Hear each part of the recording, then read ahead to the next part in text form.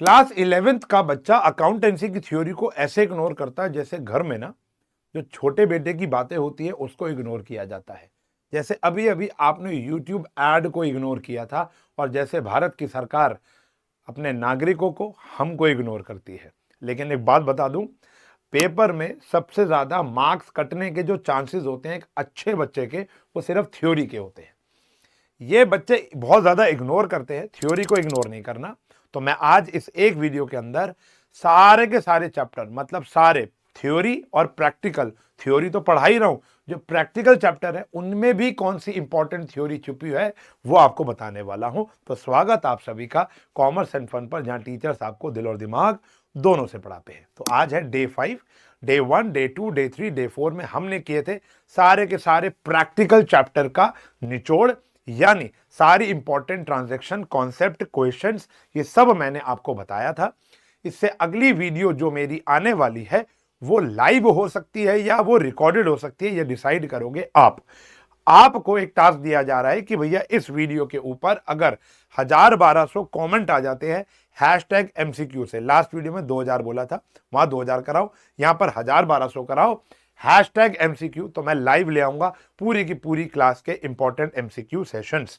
ठीक है जी, वरना वो रिकॉर्डेड डालूंगा। ठीक है जी, उसमें मजा नहीं आता आपको। तो आज हम इस वीडियो के अंदर सारे के सारे इंपॉर्टेंट थ्योरी पढ़ रहे हैं। पीपीटी का लिंक, जो ये पीडीएफ है, वो टेलीग्राम पर आएगी, और जो नोट्स हैं हमारे जो मैं भेज रहा हूं टेलीग्राम पर, वो आपको मिलेंगे टेलीग्राम पर। लिंक डिस्क्रिप्शन में होगा, जाकर आप सब्सक्राइब कर लो, ज्वाइन कर लो, जो भी कहते हो। और कमेंट सेक्शन में एक सरप्राइज है आपके लिए, वो भी जाकर देख सकते हो। शुरू कर रहे हैं पहले चैप्टर से। हम हर एक चैप्टर का ब्रीफ ले रहे हैं, इंट्रोडक्शन ले रहे हैं, क्या इंपॉर्टेंट है वो आप पेन डाउन करते रहना चीजें। बीच बीच में बहुत सी ऐसी बातें आएंगी जो मैं आपको बोलूंगा कि बेटा ये इंपॉर्टेंट है, तो आपको लिख लेनी है। वो शायद यहां लिखी नहीं होगी, क्योंकि जब एक टीचर पीपीटी बना रहा होता है तो उसका जोन अलग होता है, और जब वो टीचर क्लास ले रहा होता है तो वो इतना इन्वॉल्व हो जाता है तो उसको याद आने लग जाती है। मेरे 21 साल मुझे याद आने लग जाएंगे कि उस पेपर में मैंने ये देखा था, उस पेपर में मैंने यहाँ देखा था। मैंने ऐसा पेपर भी अपने जीवन में देखा जहां 80 में से 56 नंबर की थ्योरी थी। तो 11th इज वेरी अनप्रेडिक्टेबल। क्यों? डिपेंड करता है स्कूल के टीचर्स पर। सीबीएसई तो पेपर बना नहीं रहा है, स्कूल पेपर बना रहा है। तो जब स्कूल बना रहा है तो वो जो पढ़ा रहा है वो बना रहा है। कोई टीचर बिल्स ऑफ एक्सचेंज भी दे रहा है, कोई टीचर कह रहा है कि नहीं भैया हम ट्रायल बैलेंस नहीं देंगे, जीएसटी का सेटिंग ऑफ नहीं देंगे, तो वो वैसा पेपर बनेगा। लेकिन आज हम सब कुछ पढ़ रहे हैं इसके अंदर, जीएसटी भी पढ़ेंगे, उसका प्रैक्टिकल भी पढ़ेंगे, कैश बेसिस और एक्रूअल बेसिस का प्रैक्टिकल बचा था वो भी पढ़ेंगे, बाकी सारी की सारी थ्योरी पढ़ेंगे, उन चैप्टर्स की भी जो प्रैक्टिकल नेचर के हैं। चलो, तो पहला चैप्टर आता है मेरे प्यारे बच्चों, इंट्रोडक्शन टू अकाउंटिंग। मैंने तो इस लेक्चर का इंट्रोडक्शन लगभग 3 मिनट में दे दिया, इसको ढंग से पढ़ लेंगे। तो इंट्रोडक्शन टू अकाउंटिंग में सबसे पहली चीज आती है इसकी डेफिनेशन। सबसे इंपॉर्टेंट चीज क्या आती है बेटा? इसकी डेफिनेशन। आपको इसकी डिफाइन याद होनी चाहिए, डिफाइन अकाउंटिंग। ठीक है जी। क्या सर ये पेपर में आती है? देखो, वेरी रेयर चांस होता है कि ये पेपर में आए। डिफाइन अकाउंटिंग बहुत रेयर चांस होता है। हाँ, एमसीक्यू में आ सकता है, एजर्शन रीजनिंग में आ सकता है, और एज एन अकाउंट स्टूडेंट आपको ये आनी चाहिए यार। बेसिक है कि इसको यही नहीं पता कि अकाउंटिंग क्या होती है। मान लो आप, कोई आपसे पूछे भैया कौन सी स्ट्रीम की हो, तो बोलते हैं भैया कॉमर्स। कॉमर्स में सबसे फेवरेट सब्जेक्ट क्या है? आप बोलोगे सर अकाउंटेंसी, तो बोलोगे डिफाइन अकाउंटिंग, अरे सर ये तो नहीं आता। तो कैसे सर? ट्रिगो मेरा स्ट्रॉन्ग टॉपिक है, व्हाट इज साइन थीटा, पता ही नहीं। तो कहानी है कि ये आना चाहिए बस ऑरा फार्मिंग के लिए, ठीक है ना। उसके बाद इंपॉर्टेंट चीजें अब शुरू होती हैं, वो है अकाउंटिंग प्रोसेस। अब अकाउंटिंग प्रोसेस जो होता है वो शुरू होता है आइडेंटिफिकेशन ऑफ बिजनेस ट्रांजेक्शन से। यानी एक अकाउंटेंट का ये धर्म है कि वो ये पहचाने सबसे पहले कि एक बिजनेस की ट्रांजैक्शन कौन सी है। बाइफरकेट करना आना चाहिए, ये बिजनेस ट्रांजैक्शन है, नहीं नहीं नहीं ये बिजनेस ट्रांजैक्शन नहीं है। मेरे मालिक ने अपनी वाइफ को 500 का नोट दिया क्योंकि उसको घर के लिए सब्जियां लेनी थी, तो वो एक बिजनेस ट्रांजैक्शन नहीं, क्योंकि उन्होंने अपनी जेब से दिया। ड्रॉर से निकाल के देते तो ड्रॉइंग होती, वो मैं रिकॉर्ड करता, लेकिन अपनी जेब से दिया तो मेरे को इग्नोर करना है। हाँ, आज हमने माल खरीदा, उसको मुझे रिकॉर्ड करना है। आइडेंटिफिकेशन ऑफ फाइनेंशियल ट्रांजेक्शन, यानी मनी टर्म्स के अंदर होनी चाहिए। लिखा है फाइनेंशियल ट्रांजेक्शन, जो ट्रांजैक्शन पैसे में कन्वर्ट नहीं हो सकती वो रिकॉर्ड नहीं हो सकती। रिकॉर्ड कहां करते हो मेरे प्यारे बच्चों? जर्नल में करते हो, जर्नल में करते हो। जर्नल में हमने पढ़ा था, जर्नल के अंदर कैश बुक भी आता है, अदर बुक्स भी आता है, और जर्नल प्रॉपर भी आता है। उसके बाद आप इसको क्लासिफाई करने के लिए कहां जाते हो बेटा? लेजर में जाते हो। हर एक नाम का लेजर पोस्टिंग होता है, फिर समराइज करते हो। चेक करने के लिए ट्रायल बैलेंस बनाते हो, फिर ट्रेडिंग अकाउंट बनाते हो, फिर पीएनएल बनाते हो और बैलेंस शीट, जो कि हमने कल डे 4 में पढ़ा था। इसके बाद आता है एनालिसिस एंड इंटरप्रिटेशन का पार्ट, यानी ये देखना कि हमारी सेल्स कितनी बढ़ी, हमारा खर्चा कितना बढ़ा, हमारा प्रॉफिट का क्या हाल है, बैलेंस शीट में असेट्स कितने हैं, लायबिलिटी ज़्यादा तो नहीं हो रही। तो यानी एनालिसिस करना है पूरे के पूरे साल को कि भैया कौन सा प्रोडक्ट ज़्यादा आपको फ़ायदा दे रहा है, कौन सा प्रोडक्ट कम फ़ायदा दे रहा है। तो एनालाइजिंग और इंटरप्रेटिंग करनी है, अकाउंटेंट्स करते हैं, चार्टर्ड अकाउंटेंट्स करते हैं, और फिर कम्युनिकेट करना है। भाई जो मेरा प्रॉफिट होगा मुझे अपनी टीम, पहले तो अकाउंटेंट मुझे बताएगा, चार्टर्ड अकाउंटेंट मुझे बताएगा कि सर इस बार साइंस एंड फंड का इतना प्रॉफिट है, और वो फिर मैं किसको बताऊंगा, अपने मैनेजमेंट को, जो टॉप लेवल मैनेजमेंट है। फिर जो कुछ कुछ रिलेटेड इंफॉर्मेशन होगी वो अपने स्टाफ को बताऊंगा, या किन को बताऊंगा वो अभी हम देखेंगे इंटरनल और एक्सटर्नल यूजर में at the end of this chapter, ठीक है ना। फिर आगे आता है एडवांटेज, ये बहुत इंपॉर्टेंट होता है। कई कई स्कूलों में मैंने देखा डायरेक्ट पूछ लेते हैं कि भैया 3 एडवांटेज बताओ, 4 एडवांटेज बताओ। देखो सबसे पहले एडवांटेज है financial statement, financial information about the business. आज मुझसे पूछे कि भैया आपका 9th के कितने रुपए का कोर्स बिका, तो मुझे याद तो नहीं, ऑब्वियस सी बात है, लेकिन हाँ आप मुझे बस 10 मिनट का समय दोगे तो मैं लैपटॉप खोलूंगा, अपने अकाउंट्स खोलूंगा, वहां मुझे पता चल जाएगा। कोई भी इंफॉर्मेशन आपको बिजनेस की प्राप्त करनी हो, टू बी वेरी ऑनेस्ट मुझे तो अभी ये भी नहीं पता, मुझे 2-4 मिनट लग जाएंगे ये सोचने के लिए कि मेरे पास ये एसी कितने हैं, या मेरे पास माउस कितने, माउस का तो मुझे पता ही नहीं है कितने होंगे, ठीक है ना। तो लैपटॉप्स कितने ये मुझे नहीं पता।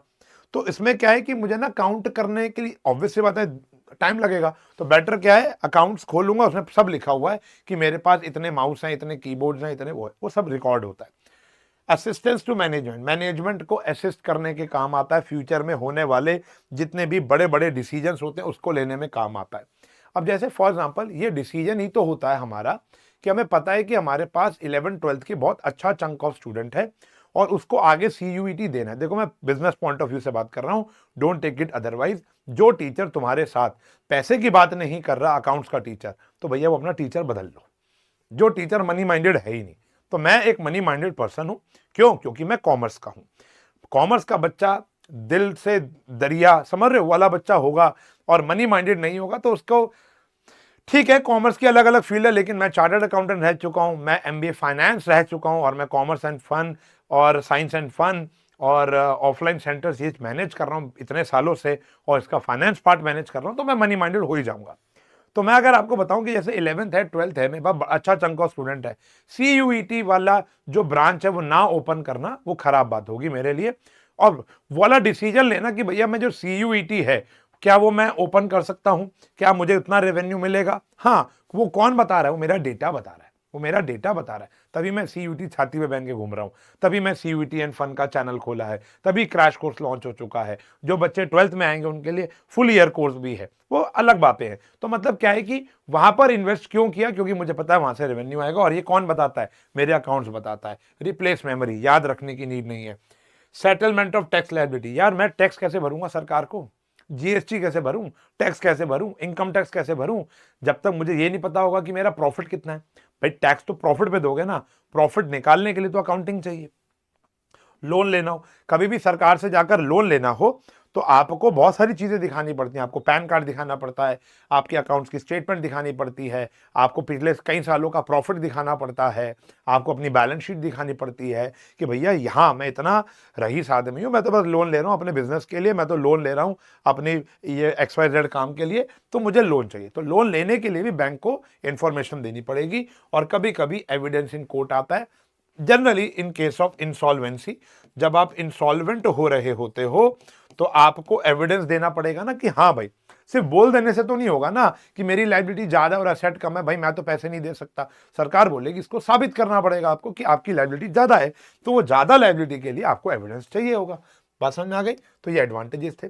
लिमिटेशन, जो मैं हर साल से कहता आ रहा हूं कि लिमिटेशन एक ऐसा टॉपिक है जो 100% पेपर में पूछा जाता है किसी भी तरीके से, किसी भी तरीके से, लेकिन अब पेपर पैटर्न जो है ना वो 1 2 3 4 ऐसे वाला हो गया है। तो अब इसको 100% से कम करके हम 98 तक, 99 तक लेकर आ सकते हैं। लेकिन अभी बताऊं, जितनी भी स्लाइड मैंने अभी आपको पढ़ा दी है इस चैप्टर में, और इस चैप्टर में जितनी भी स्लाइड आगे पढ़ाने वाला हूं, सबसे इंपॉर्टेंट स्लाइड यही वाली है। लिमिटेशन ऑफ अकाउंटिंग बहुत ज्यादा पूछी जाती है। Accounting is not fully exact. क्यों सर, क्यों सर? देखो, अकाउंटिंग एग्जैक्ट क्यों नहीं है? क्योंकि इसके अंदर कुछ अनरियलिस्टिक इंफॉर्मेशन होती है। Accounting is not fully exact due to, क्योंकि एक तो ह्यूमन इन्वॉल्व है, ह्यूमन के इनपुट्स इन्वॉल्व है, ठीक है जी, वो बायस हो सकता है। दूसरा, इसके अंदर बहुत सारी आपको ना एजम्पशन लेनी पड़ती हैं। डेप्रीसिएशन में ली थी यूजफुल लाइफ, आपको क्या पता आपकी मशीनरी की लाइफ 10 साल ही होगी, क्या पता 8 साल में टपक जाए, तो कहीं तो आपका डेप्रीसिएशन का अमाउंट गलत आ रहा है। तो यानी बहुत सारी एजम्पशंस आपको यहां पर लेनी पड़ती है। अनरियलिस्टिक इंफॉर्मेशन, मार्केट वैल्यू और बुक वैल्यू कभी भी बराबर नहीं होती। मेरी किताबों में मेरी लैंड की वैल्यू 1 करोड़ दिख रही है, लेकिन मार्केट में तो 5 करोड़ रुपए है। तो यानी मैं, अगर मेरी बुक्स देखोगे तो मैं तो ज्यादा अमीर आदमी नहीं दिख रहा हूं, मेरा बिजनेस ज्यादा अमीर नहीं दिख रहा, लेकिन मार्केट वैल्यू के हिसाब से मैं तो बहुत ज्यादा अमीर दिख रहा हूं। Accounting ignores the qualitative element. Qualitative element जो आजकल के बच्चे भी करते हैं कि भैया देखो ये वाली संस्था, ये एक्स एक्स ना लिख लें, कुछ और लिख लें, पी लिख लो, क्यू लिख लो, फिर बच्चे मीम बनाते हैं। पी क्यू मान लो एक संस्था है, और एक RRR ZZZ एक संस्था है। ये दोनों संस्था का रेवेन्यू मान लेते हैं सेम है, लेकिन इस संस्था की क्वालिटी बहुत अच्छी है, इस संस्था की क्वालिटी बहुत अच्छी है। आप ये रिकॉर्ड नहीं कर सकते ना, किताबों में रिकॉर्ड नहीं कर सकते, ठीक है ना, ऐसा होता है। Accounting ignore the effect of price level changes. चलो, कह रहे बुक वैल्यू और मार्केट वैल्यू बराबर नहीं है, चलेगा चलेगा चलेगा चलेगा, लेकिन आप कभी भी बुक वैल्यू को मार्केट वैल्यू पर लेकर भी तो नहीं आ सकते। आपकी 1 करोड़ रुपए जमीन है, 5 करोड़ मार्केट वैल्यू है, तो आप चाहकर भी किताबों में 5 करोड़ कर नहीं सकते हो। ये हमारी अकाउंट्स की लिमिटेशन है। अकाउंटिंग में लीड्स टू विंडो ड्रेसिंग, यानी कुछ कुछ छोटे मोटे हेर फेर कर सकते हो। अब जैसे फॉर एग्जांपल क्या होता है, हम कभी कभी मैन्युपुलेशन कर देते हैं, हम मैनिपुलेट कर देते हैं, मैनिपुलेट देख लेना स्पेलिंग अपनी, हम मैनिपुलेट कर देते हैं to reduce our taxes. Tax कैसे दिया जाता है? टैक्स दिया जाता है प्रॉफिट पे, प्रॉफिट आता है रेवेन्यू माइनस एक्सपेंस। या तो मैं अपना रेवेन्यू कम शो कर दूं कुछ चीजें कैश में लेकर, समझ रहे हो, और या मैं अपना एक्सपेंसेस ज्यादा शो कर दूं, या मैं अपने एक्सपेंसेस ज्यादा शो कर दूं झूठे खर्चे दिखाकर, तो मेरा प्रॉफिट, चलो दिखा तो दो, लेकिन मेरा एक्चुअल जो प्रॉफिट है और जो आपने प्रेजेंट किया प्रॉफिट, वो तो फर्क आ गया। तो आपको जब इंफॉर्मेशन चाहिए होगी बिजनेस से, तो आप प्राप्ति नहीं कर सकते हो। जैसे फॉर एग्जांपल आज मैं झूठे खर्चे दिखा दूं और झूठी इनकम दिखा दूं, कम इनकम दिखा दूं, और जब मुझे जेन्युइनली मुझे अपने अकाउंट से ये पता लगाना कि साइंस एंड फंड कितना प्रॉफिट बना रहा है, तो वो तो कभी मैं बना ही नहीं पाऊंगा। तो इसलिए अकाउंटिंग में लीड्स टू विंडो ड्रेसिंग, छोटे मोटे जो लूप होल्स होते हैं हमारे इनकम टैक्स डिपार्टमेंट के, उससे निकालकर हम ये एक लूप होल ढूंढते हैं। हम चोरी नहीं कर रहे हैं, लूप होल्स होते हैं, समझ रहे हो, तो ये कहानी होती है। तो वो हमारे अकाउंट्स खराब कर देते हैं। बाकी the OG difference between book keeping and accounting, book keeping कहाँ तक होती है? सिर्फ और सिर्फ क्लासिफिकेशन तक होती है। उसके बाद जो ये डेली जॉब होता है, बुक कीपिंग कोई भी काम कर सकता है, वो पढ़ते हैं ना scope. Book keeping involves identification of business transaction, measuring them into money terms, recording them in the books and till classification. सही है जी। और जहां ये खत्म होती है वहीं शुरू होती है, समराइजिंग से शुरू होगी, इंटरप्रेटिंग और कम्युनिकेशन, ठीक है ना। तो मतलब जो हमारा अकाउंटिंग प्रोसेस था अभी, यहां से लेकर यहां तक की अगर मैं बात करूं तो बुक कीपिंग है, और यहां से लेकर यहां तक बात करूंगा तो वो अकाउंटिंग है। तो अकाउंटिंग जहां पर, बुक कीपिंग जहां खत्म होगी वहां अकाउंटिंग स्टार्ट होगी। ये प्राइमरी स्टेज है, ये सेकेंडरी स्टेज है। It begins where book keeping ends.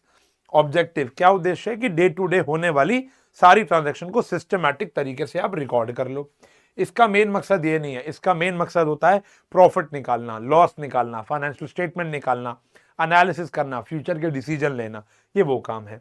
Nature, ये डेली का काम है। Accountant, junior accountant daily laptop पे कंप्यूटर पे बैठकर एंट्रियां करते हैं। हमारे यहां पर भी होता है। देखो, हमारा बिजनेस जब पहले OSR अकेडमी छोटा बिजनेस होता था, तो मैं उनको 6-6 महीने की या 8-8 9-9 महीने की बैंक स्टेटमेंट देता था कि रिकॉर्ड कर लो। अब क्या हो गया है, अब ट्रांजैक्शन इतनी ज्यादा बढ़ गई हैं कि मुझे 1 महीने में 2 से लेकर 3 बारी, कभी कभी जब कोर्स लॉन्च होता है तो 1 से लेकर 2 बारी 3 बारी मुझे अपनी बैंक स्टेटमेंट देनी पड़ती है, और हमारे जो चार्टर्ड अकाउंटेंट की टीम है वो प्रॉपर उसको बैठकर रिकॉर्ड करती है। तो वो होता है ये। लेकिन एनालिसिस, यहां पर जूनियर स्टाफ का मेरे पास फोन आता रहता है, मेरे पास नहीं, मेरे स्टाफ के पास फोन आता है, तो उनका जूनियर स्टाफ और मेरा जूनियर स्टाफ आपस में टैकल कर लेते हैं, ठीक है ना। लेकिन जब इसकी बात आती है एनालिटिकल, जब टैक्स जमा कराना होता है, ऑडिटिंग होनी होती है, थोड़ा वो टैक्स ऊपर नीचे करना होता है, समझ रहे हो, तो मेरे पास चार्टर्ड अकाउंटेंट का फोन आता है, मेन बॉस का फोन आता है, to the boss, with the boss, जहां पर हम डिसाइड करते हैं कि हमें क्या करना है, ठीक है ना। It being a routine job can be preferred with not so train. यहाँ पे ज्यादा ट्रेन आप भी 12th के बाद शुरू कर सकते हो, इतना सिंपल है। लेकिन इसके लिए तो भैया पंडित बनना पड़ेगा, चार्टर्ड अकाउंटेंसी बननी पड़ेगी। स्पेशल स्किल, बुक कीपिंग एक मैकेनिकल जॉब है, बंदा रोज एक काम करके 3 महीने 4 महीने में इतना प्रो हो सकता है कि भैया टैली तो सीखना, और क्या करना है, थोड़े अकाउंट्स की टर्म, थोड़ा टैली, बस ये काम करना है। और इसके लिए तो भैया प्रॉपर स्किल की नीड पड़ेगी। भैया देखो ये होता तो इंपॉर्टेंट है मेरी जान, ठीक है ना, इसको तो पढ़ना ही पढ़ना है। अच्छा, अब बच्चे ना पहले 3 याद करके जाते हैं और फंस जाते हैं। ये बात बच्चों को मैं हर बार ही बताता हूँ, शायद पता होगी, मैं रिमाइंड करा दूं कि पेपर में आजकल डिफरेंस ऐसे नहीं पूछे जाते। पेपर में पूछे जाते हैं right difference between book keeping and accounting on the basis of objective, बस एक पूछ लिया, 1 मार्कर।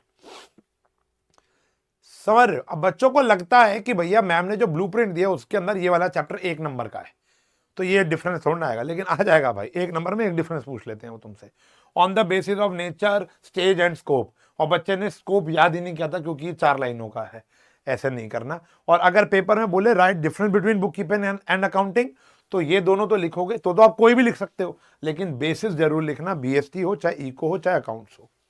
आगे देखेंगे क्वालिटेटिव करेक्टर। मैं क्या कह रहा हूं भैया, ये भी बहुत ब्यूटीफुल क्वेश्चन है, 99.98% आपके पेपर में समझो आ गया। 4 क्वालिटी होनी चाहिए जब आप अकाउंट्स बनाते हो। तो जब एक अकाउंटेंट अकाउंट्स डेवलप कर रहा होता है तो उसको इन 4 चीजों का ध्यान रखना है कि आपके अकाउंट, सॉरी अभी भी नाश्ता किया था, आपके अकाउंट रिलायबल होने चाहिए।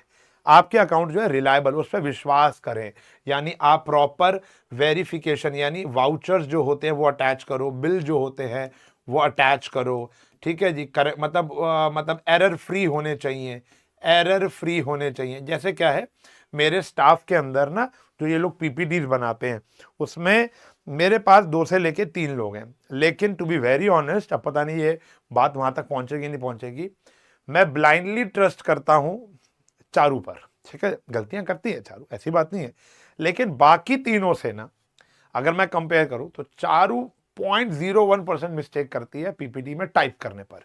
देखो जब एक ह्यूमन टाइप कर रहा होता है तो मिस्टेक होती है, मैं भी जब एक किसी को मैसेज भेजता हूं तो मिस्टेक हो ही जाती है, लेकिन चारू ऐसी मिस्टेक्स नहीं करती है, ठीक है ना। तो अब वो रिलायबल है। जब वो चारू मुझे पीपीटी भेजती है तो मैं बिना चेक किए क्लास के अंदर एंटर कर सकता हूं, लेकिन जब कोई और देता है तो भैया मुझे डाउट रहता है। तो ऐसे ही अकाउंट्स में होता है, अकाउंट्स अगर किसने बनाए हैं तो वो रिलायबल ही होगा। क्या होगा? रिलायबल। साथ में बिल होने चाहिए, आप हर एक बात का प्रूफ होना चाहिए।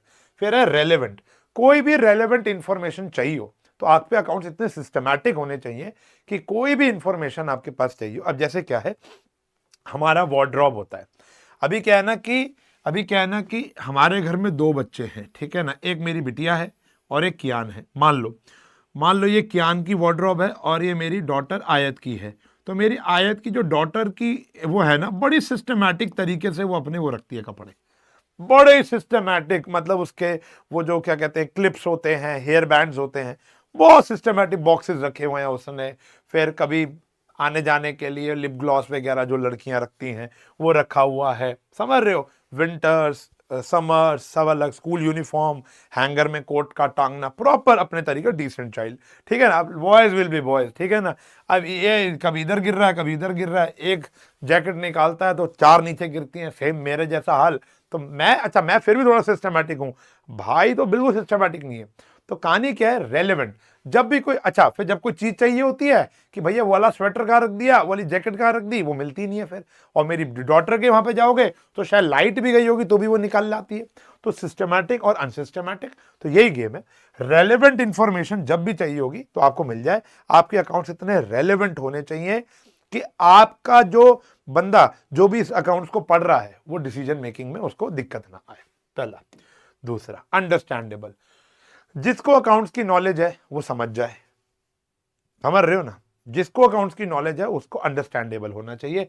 Understandability mean the information provided through the financial statement must be presented in the manner that the user are able to understand it. Handwriting की बात नहीं कर रहा हूं, सिस्टम की बात कर रहा हूं। जो फॉर्मेट सरकार द्वारा अलॉटेड है उसी को पालन करना है। कंपेरेबल यानी अकाउंट्स इस सिस्टमैटिक से होंगे ना तो अपने आप कंपेरेबल भी होंगे। यानी जो फॉर्मेट आप फॉलो कर रहे हो उसमें सेल अगर दूसरे नंबर पर है और यहां पर भी सेल दूसरे नंबर पर है तो आप कंपेयर कर पाओगे। या जो पीरियड आप यूज कर रहे हो, एक अनवांटेड पीरियड नहीं होना चाहिए। अभी हम पढ़ेंगे थ्योरी बेसिस ऑफ अकाउंटिंग में 1 अप्रैल से 31 मार्च, तो अगला भी यही होना चाहिए 1 अप्रैल से 31 मार्च, ताकि हम कंपेयर कर सके। तो ये 4 क्वालिटेटिव कैरेक्टर होने चाहिए: रिलायबल, रेलेवेंस, अंडरस्टैंडेबल और कंपेरेबल। मोस्ट इंपॉर्टेंट क्वेश्चन बनते हैं। फिर आते हैं यूजर्स। आपसे डायरेक्ट 2-3 यूजर पूछ लेंगे। पहला होता है, अच्छा आपको बताना है कि ये कौन सा यूजर होता है इंटरनल, ऐसे भी थ्योरी में आते हैं, एमसीक्यू में आते हैं।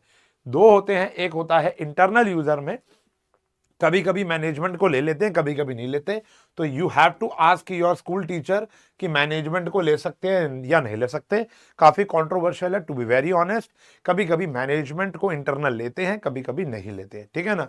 अब मैं फिर बोलूंगा ये मेरे लिए भी कंट्रोवर्शियल है, इसलिए मैं कोई अपना वर्डिक्ट देने वाला नहीं हूं। मैं जब पेपर चेक करता हूं तो मैं मैनेजमेंट को इंटरनल पे भी मार्क्स दे देता हूं, एक्सटर्नल पे भी देता हूं, लेकिन मेरा पलड़ा ज्यादा इंटरनल पे भारी है, इसलिए मैं आज इंटरनल लेकर आया हूं। एक्सटर्नल यूजर की बात करोगे, जो बाहर के यूजर है, हमारे एम्प्लॉयज और वर्कर्स, बैंक और फाइनेंशियल इंस्टीट्यूशन। भाई यार एम्प्लॉय को तो पता होना चाहिए ना कि यार मैंने प्रॉफिट बनाया। अभी जैसे आपको पता होगा हमने 99 रुपीज का कोर्स लॉन्च किया था, तो मेरी टीम ने बहुत ज्यादा मेहनत की, तो वो बहुत सक्सेसफुल गया। बहुत सारे बच्चों ने वो वाला कोर्स खरीदा, बच्चों की भी हेल्प हुई। हम हमारे तरफ से तो वो एक तोहफा था।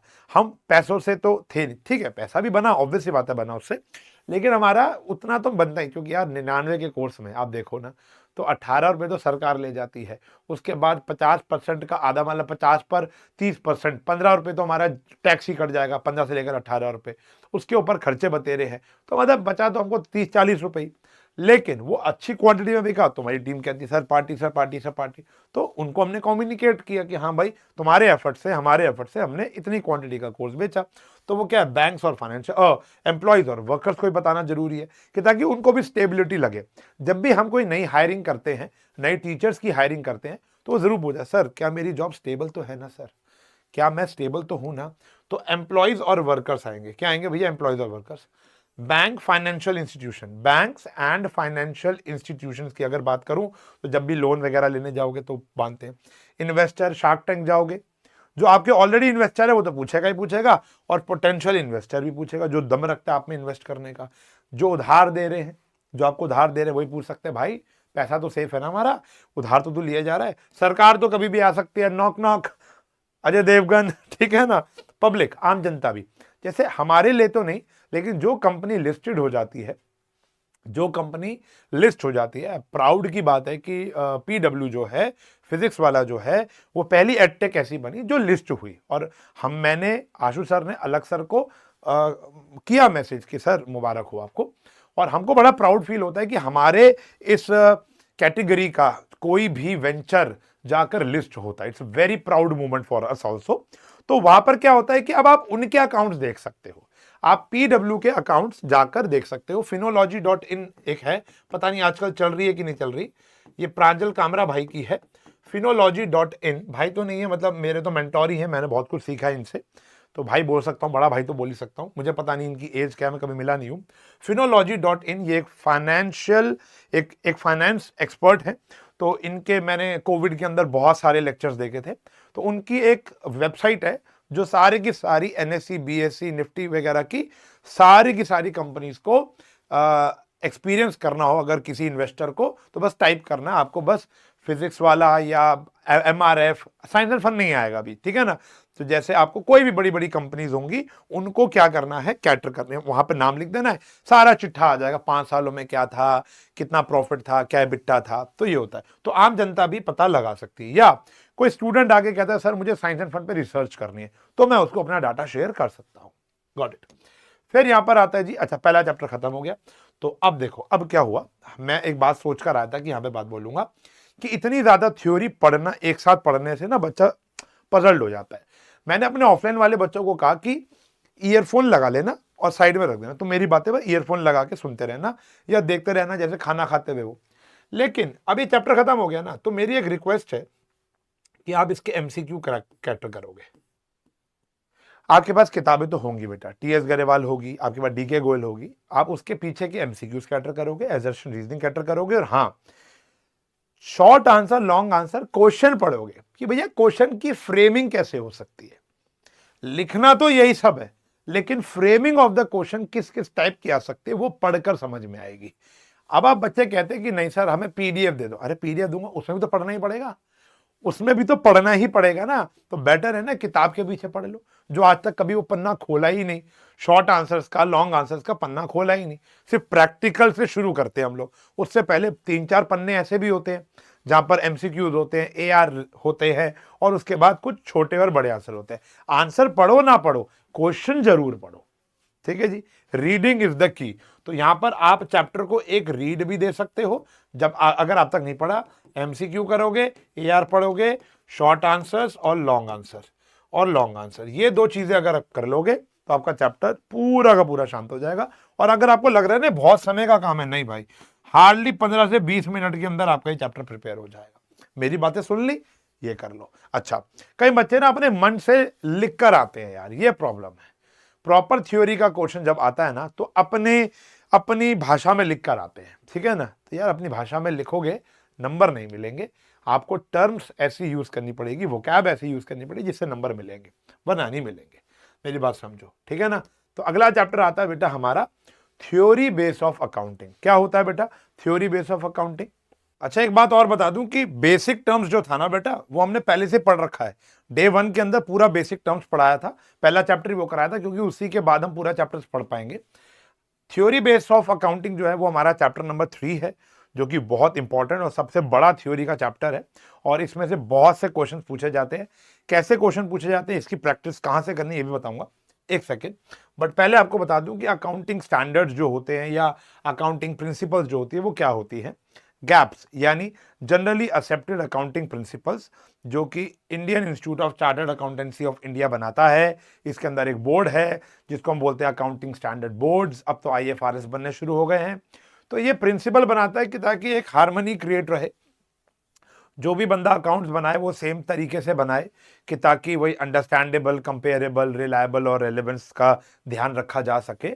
और अगर देखो ना, सोचो एक ट्रैफिक सिग्नल है और वहां पर ट्रैफिक सिग्नल के अंदर कोई रेड लाइट है ही नहीं, मतलब सिग्नल ही नहीं चल रहा, तो कितना क्योटिक हो जाता है ना, क्योस मच जाता है। सेम यहाँ पर है कि अगर कोई रूल्स ही ना बनाया जाए तो दिक्कत हो जाएगा ना। तो वो रूल्स, प्रिंसिपल्स, अजम्पशंस हमको दी जाती हैं जो आपको पालन करनी होती है। तो सबसे पहले तो 3 एजम्पशन आती है। पहली आती है गोइंग कंसर्न, फिर आती है कंसिस्टेंसी, फिर आती है एक्रूवल। अच्छा, अब इसके अंदर का कंटेंट जो है वो टेलीग्राम पर आ जाएगा, मैं आपको एक्सप्लेन कर रहा हूं, लेकिन आपको याद उसी में से करना पड़ेगा। आप चाहो तो और डेप्थ वर्जन देखना है तो आप पुराना वन शॉट देख सकते हो, हर चीज का डेप्थ वर्जन वहां पर आपको मिल जाएगा। मतलब 2-2.5 घंटे का एक सिंपल 6 चैप्टर ये वाला पढ़ा रखा है। गोइंग कंसर्न कहता है कि हमारा बिजनेस ताऊ उम्र तक चलता रहेगा। सिंपल, कि इसका कोई एंड पीरियड आप प्री डिटरमाइन नहीं कर सकते। आज आप बिजनेस खोल रहे हो तो इसी नीयत से खोलोगे, अकाउंट्स इसी नीयत से बनाओगे कि आपका बिजनेस ताउम्र तक चलता रहेगा। यही वो प्रिंसिपल है जहां पर आप कैपिटल और रेवेन्यू एक्सपेंडिचर में बाफकेट कर सकते हो।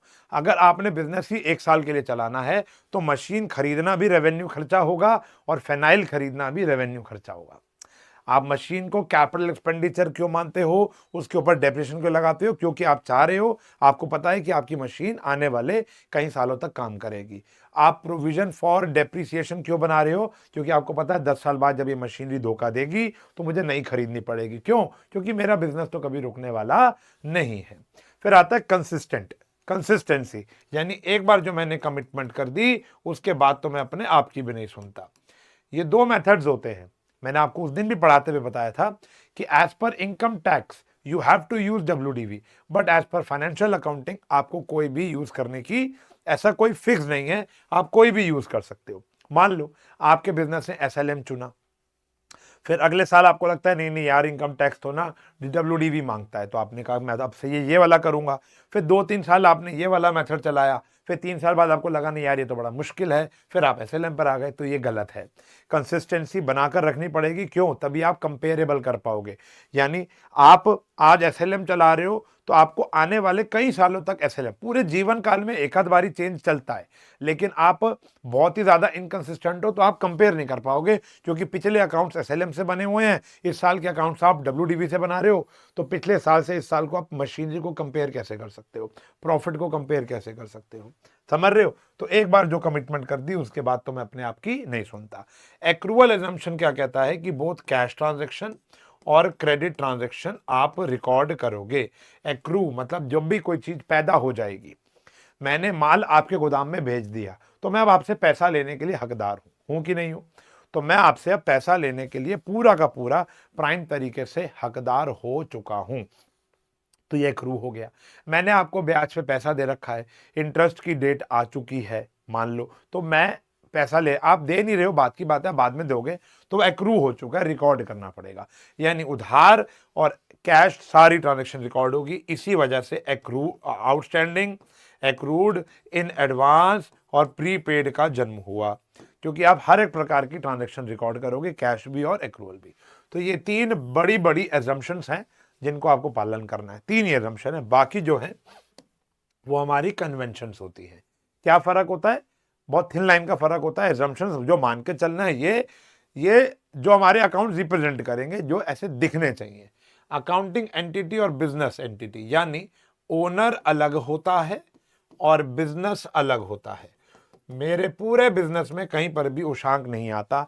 मेरे नाम के आगे ओएसआर एकेडमी में अगर मेरी डेजिग्नेशन पूछी जाएगी तो मैं वहां का डायरेक्टर हूं, ओनर नहीं हूं। ओनर अलग होता है, मालिक अलग होता है और बिजनेस अलग होता है। साइंस एंड फन में आई एम को फाउंडर, ना कि मेरे को आप मालिक बोलोगे। हाँ, राह चलते हुए इधर उधर से बोलते हैं जोमेटो का मालिक, और हम बोलते नहीं है कि भैया क्या कहते हैं, इस फलाना कंपनी का मालिक, तो वो मालिक हमारी लेमैन भाषा में है। In the eyes of law, in the books, we are not मालिक, we are separate legal entity. Ushank अपना टैक्स अलग भरता है, साइंस एंड फन अपना टैक्स अलग भरता है, ठीक है ना। मनी मेजरमेंट प्रिंसिपल, ये तो पता ही होगा, हर वो चीज जो कि पैसे में कन्वर्ट होगी वही रिकॉर्ड होगी। यानी आप क्वांटिटी नहीं डालोगे, 400 चेयर्स खरीदी नहीं, कितने की चेयर खरीदी वो आपको लिखना पड़ेगा। अकाउंटिंग पीरियड प्रिंसिपल, जो आपने पूरा का पूरा बिजनेस जो है, पूरा का पूरा बिजनेस है वो गोइंग कंसर्न है, यानी आपने आज से स्टार्ट किया और आपका बिजनेस इन्फानाइट पीरियड तक चल रहा है, तो क्या मैं प्रॉफिट इन्फानाइट पीरियड पे जाके निकालूंगा? नहीं। तो हमने पूरी की पूरी लाइफ को छोटे छोटे चंक्स में डिवाइड कर दिया, और ये जो चंक होता है वो 1 साल का होता है। जनरली शुरू होता है 1 अप्रैल से 31 मार्च, जिसको हम फाइनेंशियल ईयर कहते हैं, 1 जनवरी से 31 दिसंबर, जिसको हम कैलेंडर ईयर कहते हैं। मोस्टली लोग फाइनेंशियल ईयर फॉलो करते हैं, क्योंकि हमारा इनकम टैक्स रिजिड है, तो इसको बोलते हैं अकाउंटिंग पीरियड। अकाउंटिंग पीरियड 1 साल का। फुल डिस्क्लोजर, कुछ नहीं छुपाना।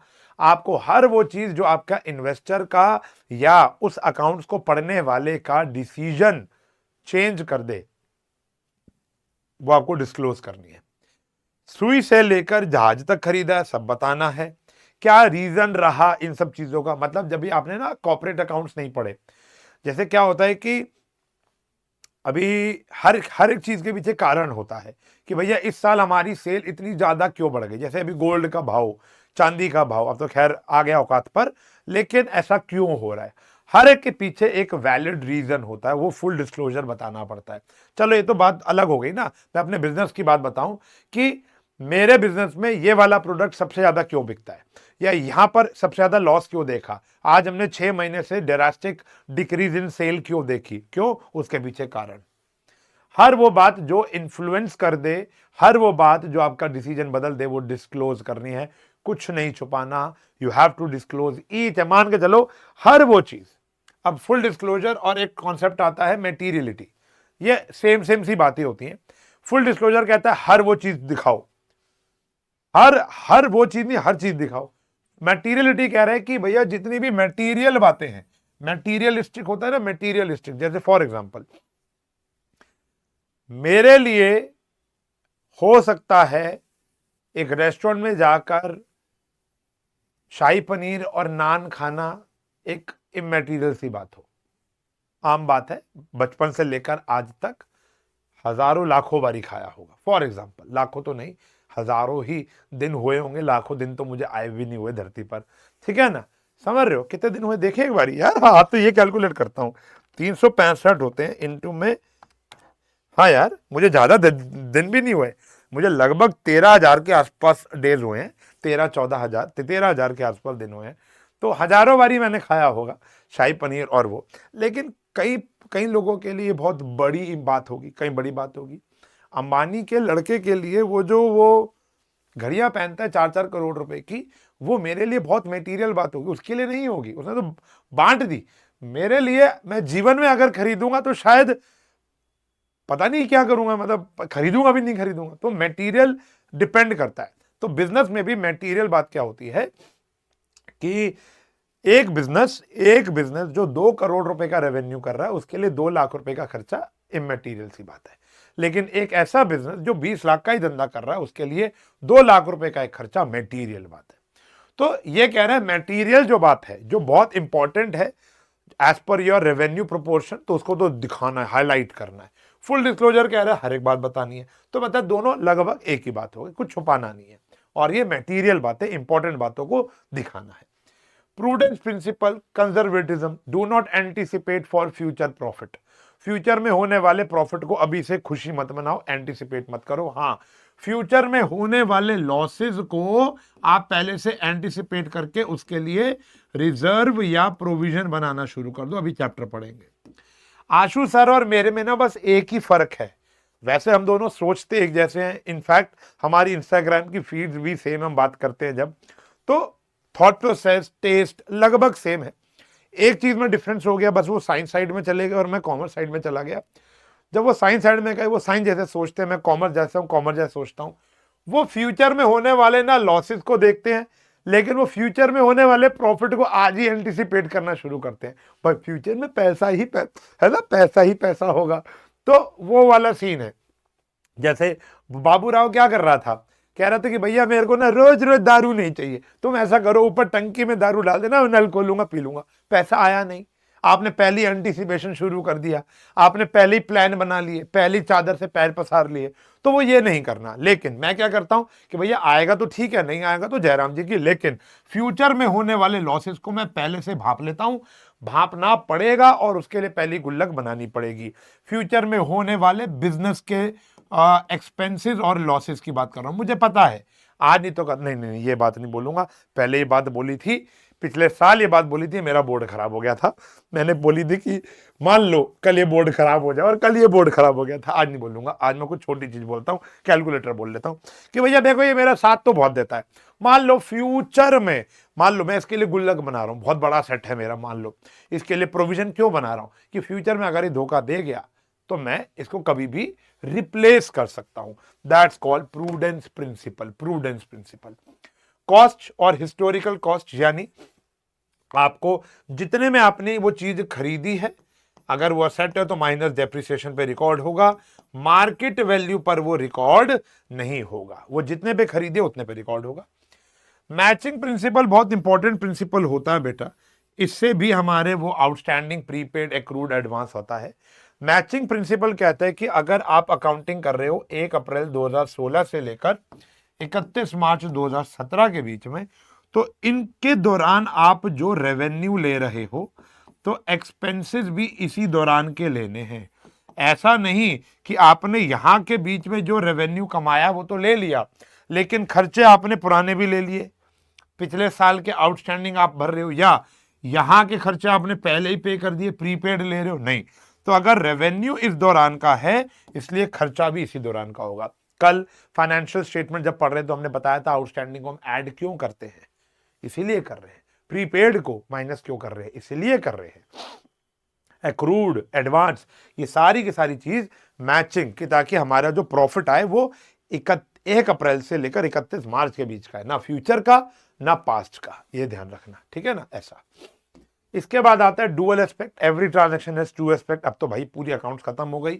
वेरीफाइबल यानी वाउचर, हर चीज का एक एविडेंस आपके पास होना चाहिए, ये सरकार कह रही है। रेवेन्यू रिकॉग्नाइजेशन यानी रियलाइजेशन कॉन्सेप्ट, आधा कॉन्सेप्ट है एक्रूवल एजम्पशन का। एक्रूवल एजम्पशन क्या कह रही है कि कैश और क्रेडिट ट्रांजैक्शंस, ये क्या कह रहा है, cash and credit revenue, cash and credit revenue की बातें कर रही है। यानी एक क्वेश्चन आता है, आपको पता है ना क्वेश्चन कैसे आएंगे, क्वेश्चन ऐसे आएंगे जहां पर आपको आइडेंटिफाई करना होगा प्रिंसिपल्स को कि कौन सा है। जैसे यहां पर है, in a business provision for doubtful debt is created, क्यों बनाया जा रहा है, due to prudence principle, due to prudence principle, prudence principle, ठीक है ना। लेकिन अब जैसे यहां पर क्वेश्चन आता है, बच्चे पहचान नहीं पाते कि वो रेवेन्यू रिकॉग्नाइजेशन है या एक्रूवल है। तो मैं बोलता हूं, अगर पूरी की पूरी लाइन में रेवेन्यू की बात हो रही है, खर्चों की बात नहीं हो रही, तो आप दोनों आंसर लिख सकते हो, एक्रूवल भी लिख सकते हो, रेवेन्यू रिकॉग्नाइजेशन भी लिख सकते हो। लेकिन अगर क्वेश्चन में रेवेन्यू और खर्चे की बात हो रही है तो आप रेवेन्यू रिकॉग्नाइजेशन नहीं लिख सकते, फिर आपको एक्रूवल लिखना पड़ेगा। याद रखना, क्वेश्चन ऐसे आते हैं ना कि आपको बताना फिर एक्सप्लेन करना है। देखो इस चैप्टर में से आपको 100% ऐसा क्वेश्चन मिलेगा, इधर ऑफ 1 मार्क, 2 मार्क, 3 मार्क और मोर देन। आपको बोलेगा कि ये लाइन कौन सा प्रिंसिपल इंडिकेट कर रही है या वॉयलेट कर रही है, और फिर उसको एक्सप्लेन भी करना है। कभी कभी एक्सप्लेनेशन पूछेगा, कभी कभी आंसर पूछ लेगा, 4-5 पॉइंट दे देगा। ये आपकी टीएस गरेवाल के पीछे भरे पड़े हैं, एमसीक्यूज ऐसे भरे पड़े हैं, डी के गोयल में भरे पड़े हैं। Meenakshi computer has a closing stock of 4 lakh and it purchasing at purchase cost, the market value of closing stock is 3 lakh. Book value है 4 लाख, मार्केट वैल्यू है 3 लाख, बैलेंस शीट में उसने 4 लाख लिख दी। गलत है भैया, no no, she is were wrong. वो कौन से वैल्यू पे आएगा, whichever is lower, whichever is lower, वो गलत है। ड्यू टू कौन सा प्रिंसिपल, यही तो है, प्रूडेंस प्रिंसिपल। आपने फ्यूचर में होने वाला लॉस पहले ही एंटीसिपेट कर लिया, आप पहले ही मान के बैठे हो कि भैया जो कम है ना वही मान लेते हैं। जैसे फॉर एग्जांपल होता है ना कि दो प्रकार के लोग आपको जीवन में मिलेंगे। जैसे फॉर एग्जांपल कहता हूं कि भैया market value of this is, मतलब 100 से लेकर 150 के बीच में आएगी, तो दो प्रकार के लोग होंगे, वो कहेंगे चल 150 पकड़ लेते हैं। क्यों पकड़ लें 150, कोई अरे भाई मिनिमम 100 तो बिक ही जाएगा, एक ये है। तो अकाउंट्स कहता है ये वाले बनो, ये वाले मत बनो, दुख नहीं होगा ना फिर आपको। भाई अगर मैं कह रहा हूं what is the range of this calculator, अगर मैं मार्केट में बेचते जाऊं तो ये 100 से लेकर 150 के बीच में बिक जाएगा, 100-150। तो एक बच्चा होगा, एक ह्यूमन ऐसा होगा जो बोलेगा कि भैया 150 पकड़ लो, जो कहीं ना कहीं ठीक है पॉजिटिव माइंडेड है, लेकिन अकाउंट्स में ऐसे लोग नहीं चाहिए। हमारे अकाउंट्स में ऐसे लोग चाहिए जो कहते हैं भैया नहीं 100 रुपए, 100 ऊपर बिक गया अच्छी बात है, लेकिन हम क्या मान के चलेंगे, 100 रुपए वैल्यू है, तो हम 110 भी नहीं मान रहे, लोएस्ट। तो विच एवर इज लोअर, ये ड्यू टू कौन सा प्रिंसिपल है, प्रूडेंस, कि फ्यूचर में होने वाले लॉसेस को आज ही मान लो। वानी electronic is manufacturing refrigerator using modern technology by replacing traditional technology, which result in emission of harmful gases, cause air pollution. As a result, Vani profit is expected to be lower than the other firms in the industry. How will Vani show this fact? तो show कर ही नहीं सकती, क्योंकि ये तो qualitative character है, ये तो क्वांटिटेटिव कैरेक्टर है ही नहीं, तो मनी मेजरमेंट प्रिंसिपल लग गया यहां पर, ठीक है ना। Gaurav purchase machine on 1 April 5 lakh, depreciation 20% लगा 2 साल, और 1 अप्रैल द रेट ऑफ डेप्रिसिएशन उसने 10% कर दिया। No intention of this change made the financial statement. अरे बताओ, पहले 20% लगा रहे थे, अब 10% लगा रहे हैं, तो ये कौन सा भैया हमारा कंसिस्टेंसी, वो कंसिस्टेंट ही नहीं है।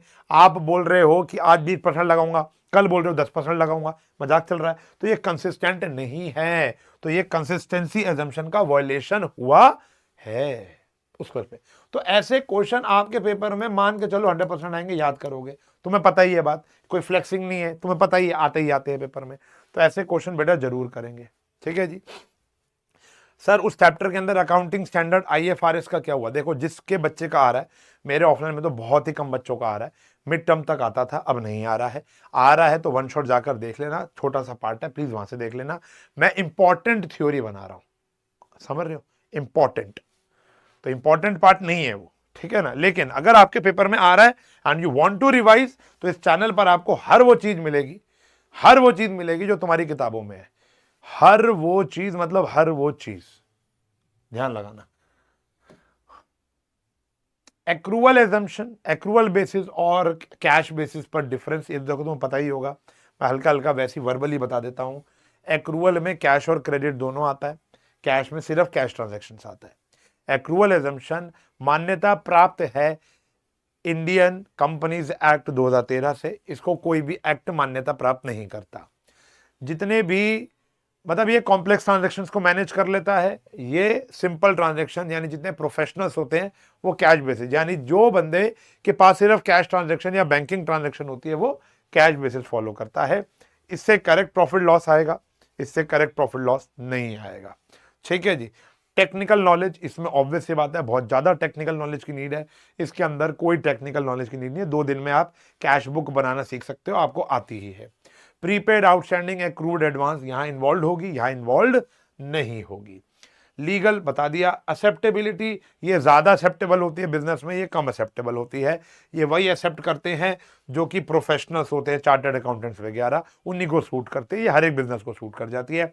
रिलायबल, एक्रूअल बेसिस ज्यादा रिलायबल है और ये कम रिलायबल है, क्योंकि हमारे अकाउंट्स की एजम्पशन ही है एक्रूअल बेसिस, ठीक है ना, तो ये कोई ज्यादा फॉलो नहीं करता। अब इसके क्वेश्चन कैसे आते हैं, सिंपल है, मैं एक क्वेश्चन कराऊंगा और एक क्वेश्चन आपको होमवर्क दूंगा, आप समझ जाओगे क्या करना है। इसका 1 मार्क का क्वेश्चन एमसीक्यू क्रिएट किया जाता है, बनता है। कह रहे during the financial year 2020-21 Ashok की कैश सेल इतनी थी, क्रेडिट सेल इतनी थी। कह रहे एक्सपेंसिस से 270, जिसमें से 80 अभी भी आपने देने हैं। अशोक की इनकम बतानी है यूजिंग कैश बेसिस। तो अगर मैं कैश बेसिस की बात करूं तो कितना कैश आया था सेल के रूप में, 3,90,000, 3,90,000 आया था, 3,90,000 आया था कैश सेल। और गया कितना था, देखो टोटल एक्सपेंसेस थे 270, जिसमें से 80,000, जिसमें से 80,000 उसने पे कर दिए थे, नहीं पे करने थे, तो कितना आ गया 1,90,000। अभी भी ये आ चुका है, ये दे चुके हैं, तो कितना आ गया भैया 2 लाख रुपए हमारा प्रॉफिट आ गया कैश बेसिस के हिसाब से। टिक हो गया आंसर। भाई 270 में से 80 अगर अभी आपने देने तो 190 दे दिए ना, ठीक है जी। अगर मैं एक्रूवल के बेसिस पे बात करूं इसी क्वेश्चन में, तो एक्रूवल में देखते हैं टोटल रेवेन्यू पिछले साल का, इस साल का। देखो हमें एक्रूवल में देखना है कैश और क्रेडिट, लेकिन वो रिलेटेड होना चाहिए इस साल का, ठीक है जी, पिछले साल का, आगे वाले साल का नहीं। कैश में ये पंगा नहीं है कि वो कौन से साल से रिलेट कर रहा है, हाँ वो कैश में होना चाहिए। अब जैसे इस साल की कैश सेल कितनी थी 390 और एक्रूवल थी, और मतलब क्रेडिट सेल कितनी थी 160, तो कितना हो गया भैया, ये हो गया हमारे पास 5,50,000। तो ये हो गया रेवेन्यू, और खर्चे कितने थे 270, दिए नहीं दिए फर्क नहीं पड़ता, तो ये हमारा एग्जैक्ट प्रॉफिट और लॉस होगा। तो ये आ गया 2,80,000 रुपए, ये हमारा एग्जैक्ट प्रॉफिट लॉस होगा। और देख लो एक और करा देता हूं। Vijay a consultant during the financial year earned 4 lakh रुपए, आउट ऑफ विच उसको मिले कितने हैं, खाली 3.5। He incurred an expense of 170, जिसमें से 40 अभी भी उसको देने हैं। He also received consultancy fees to the previous year, पिछले साल की फीस आज मिली है आपको, and paid 20,000 expenses of last year, और पिछले साल के खर्चे भी आपने आज दिए हैं। कैश बेसिस की बात करो, देखो कैश को लेना देना नहीं है वो कौन से साल से रिलेट कर रहा है, बस वो कैश में होना चाहिए। देखो कैश कितना मिला था इनकम में, 3.5 लाख ये मिला था, और एक पिछले साल का उसको मिला था 45,000 रुपए, ठीक है ना। और खर्चा कितना हुआ भैया उसका, देखो 170 में से 40 अभी देने हैं, तो यानी 130 तो ये दे चुका होगा वो, और 20,000 पिछले साल का भी पे किया, 1.5 लाख रुपए पे कर दिया। तो 3,95,000 में से 1.5 लाख माइनस कर दो,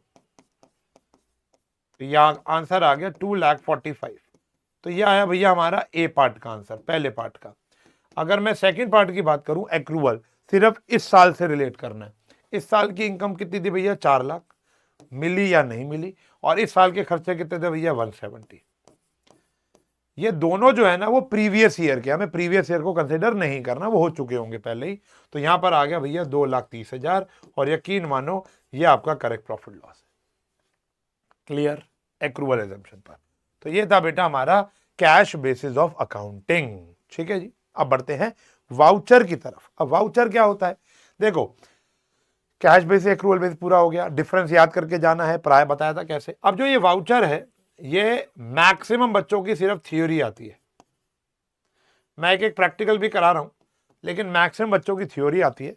तो ये वैसे तो बड़ी कॉमन सेंस बेस्ड थ्योरी है, इसमें बहुत ज़्यादा इंपॉर्टेंट क्वेश्चन बनते नहीं है। हाँ, जो क्वेश्चन बनते हैं वो बता रहा हूँ।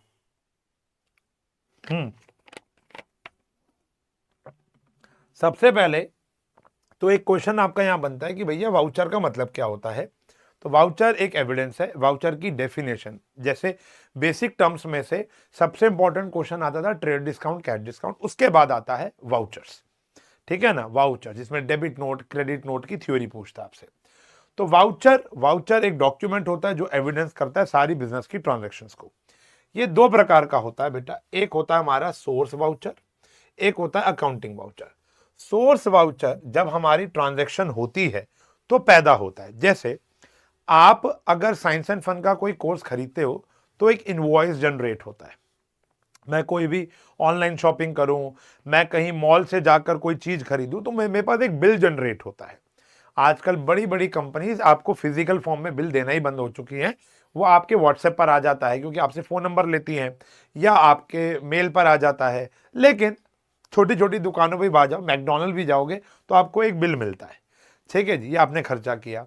मैं अगर एसी मंगाऊंगा तो मुझे बिल मिलेगा, बिजली का बिल आता है, फोन का बिल आता है। मैं सैलरीज दे रहा हूं लोगों को तो सैलरी स्लिप बनती है उन लोगों की। तो ये होते हैं भैया हमारे सोर्स वाउचर। ये मैंने खर्चा किया है, उस खर्चे का एविडेंस है, प्रूफ है। इस सोर्स वाउचर को देखकर एक अकाउंटेंट अकाउंटिंग वाउचर बनाता है। अकाउंटिंग वाउचर जो होता है मतलब वो रिकॉर्डिंग कर रहा है, वो रिकॉर्ड कर रहा है, ठीक है ना। तो अकाउंटिंग वाउचर बनाता है। ये आगे फर्दर दो प्रकार के होते हैं, एक होता है कैश वाउचर, एक होता है ट्रांसफर यानी non cash voucher. Cash voucher भी आगे दो प्रकार के होते हैं, डेबिट वाउचर और क्रेडिट वाउचर। यहां पर जाने से पहले यह है प्रैक्टिकल, यह है थ्योरिटिकल।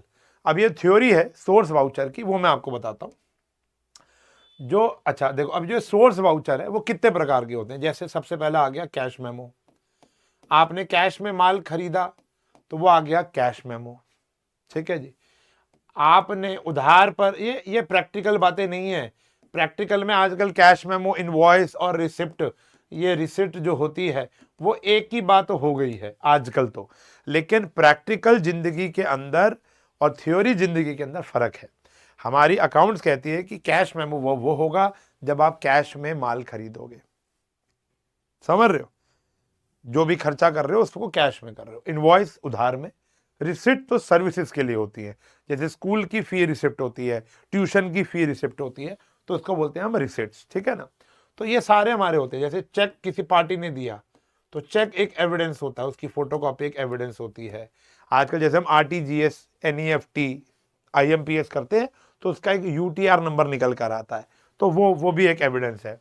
या जब भी आप पेटीएम करते होगे किसी को तो आप स्क्रीनशॉट भेजते हो ट्रांजैक्शन आईडी का कि भाई मैंने कर दी है, तो ये भी क्या है, सबूत है। ये क्या है, सबूत है।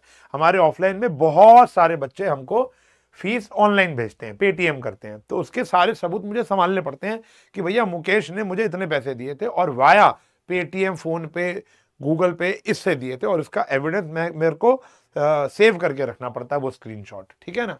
तो चेक हो गया। अच्छा, पे इन स्लिप हो गई, पे इन स्लिप हो गई।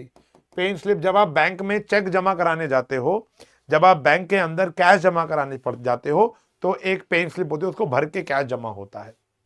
ये हो गया। उसके बाद आ गया भैया debit note, credit note. Debit note, credit note, बच्चे बहुत कंफ्यूज होते हैं, बहुत ज्यादा कंफ्यूज होते हैं। तो इसको मैं 2 मिनट लगा के समझाऊंगा। थ्योरी आपको पुराने, ये सारा रिकॉर्डेड मतलब कंटेंट जो है लिखित वाला वो आपको पुराने रिकॉर्डेड में, या मेरे अभी जो मैं आपको वो भेजूंगा, क्या भेजूंगा, असाइनमेंट, वो नोट्स भेजूंगा, उसमें मिल जाएगा। तो जो डेबिट नोट है और क्रेडिट नोट है वो क्या होता है। डेबिट नोट और क्रेडिट नोट सिक्के के एक पहलू है। आप मेरे पॉइंट ऑफ व्यू से समझना, अपने पॉइंट ऑफ व्यू से नहीं। ये हूं मैंने इसको माल बेचा, मैंने इसको माल बेचा। कौन है ये, राम है ये। तो मैंने एंट्री क्या की होगी, राम टू सेल्स। मैंने क्या की होगी, राम टू सेल्स, 10,000 रुपए। राम का कॉल आया कि भैया देख, राम का कॉल आया, भाई देख तूने माल के जो पर यूनिट प्राइस है वो ज्यादा लगाया है, इतने का ये माल है नहीं। मैं तेरे से बिना पैसे पूछे माल मंगवा लिया, ट्रस्ट किया तेरे पर, लेकिन तूने प्राइस ज्यादा बता दी। मैंने कहा राम भाई ऐसे क्यों कर रहे हो यार, अब हमें तो लॉन्ग टर्म काम करना है, कोई बात नहीं, कह रहा ऐसा कर भाई, कम कर। तो मैंने कहा चल ठीक है, 1,000 रुपए कम दे दियो। अब 1,000 रुपए कम तो हो गए, उसकी एंट्री क्या करूं, बिल तो बन गया, एंट्री हो चुकी है, इसने भी एंट्री कर दी होगी। तो मैंने ना राम से अब 1000 रुपए कम लेने हैं, तो अब राम फालतू डेबिट दिख रहा है। अब राम को कम करने के लिए मुझे क्या बनाना पड़ेगा बेटा, एक क्रेडिट नोट बनाना पड़ेगा। मुझे अब एक क्या बनाना पड़ेगा, क्रेडिट नोट बनाना पड़ेगा, ये बताते हुए कि राम फालतू 1000 रुपए डेबिट हो गया। और ऑब्वियस ही बात है, राम क्या बनाएगा बेटा, एक डेबिट नोट बनाएगा, क्योंकि इसने एंट्री की होगी परचेजेस टू उशांग। अब इसने उशांग को ज्यादा क्रेडिट कर रखा है, कम करने के लिए वो 1000 रुपए क्या करेगा, डेबिट करेगा। मेरी बात समझ में आ गई है, मेरी बात समझ में आ गई है। तो ये होते हैं डेबिट नोट। किसी कारणवश, चाहे वो प्राइस ज्यादा हो गया हो, quality up to the mark नहीं थी, या आपने गलत बिल बना दिया, जो भी कारण था, तो वहां पर आप क्या बनाते हो, डेबिट नोट और क्रेडिट नोट। ठीक है जी, ये तो हो गए भैया हमारे सोर्स डॉक्यूमेंट्स। ये क्या हो गए, हमारे सोर्स डॉक्यूमेंट। इनको देखकर हम बनाएंगे अकाउंटिंग वाउचर्स। अकाउंटिंग वाउचर दो प्रकार के होते हैं, कैश और नॉन कैश। कैश वाउचर के अंदर दो वाउचर आते हैं, क्रेडिट वाउचर और डेबिट वाउचर। क्रेडिट वाउचर वो होता है जब पैसा आएगा माल बेचने पर, कैश जब कैश आएगा, जब कैश इन्वॉल्व है, और जब कैश जाएगा, जब पैसा जाएगा तो डेबिट वाउचर। ठीक है ना। अब देखो एक क्वेश्चन, फॉर्मेट आपको याद रखना पड़ेगा। Credit voucher is prepared when cash is received, जब पैसा आएगा। जैसे sold good for cash 12,000 wide cash memo. तो अप्रैल 5 को आपने माल बेचा, तो आपने कैश मेमो मिला होगा। आपने उधार पर आपने कैश में माल बेचा, आपने कैश मेमो बनाया होगा, बनाया, बिल बन गया। अब इस बिल को आप अकाउंटेंट के पास भेजोगे, अकाउंटेंट एक वाउचर बनाएगा। ये वाउचर बाहर धक्के खा रहे, किसी भी स्टेशनरी की दुकान पर जाकर आप वाउचर की किताब खरीद सकते हो, या बड़ी बड़ी कंपनीज तो प्रिंट करा लेती हैं। आजकल फिजिकल फॉर्म में होता नहीं है, क्योंकि टैली नाम का सॉफ्टवेयर, टैली हो गया, मार्ग हो गया, बिजी हो गया, ये सारे के सारे सॉफ्टवेयर हैं जो कि अब कंप्यूटराइज्ड काम होता है। ठीक है ना। लेकिन पहले वाउचर ऐसे बनते थे।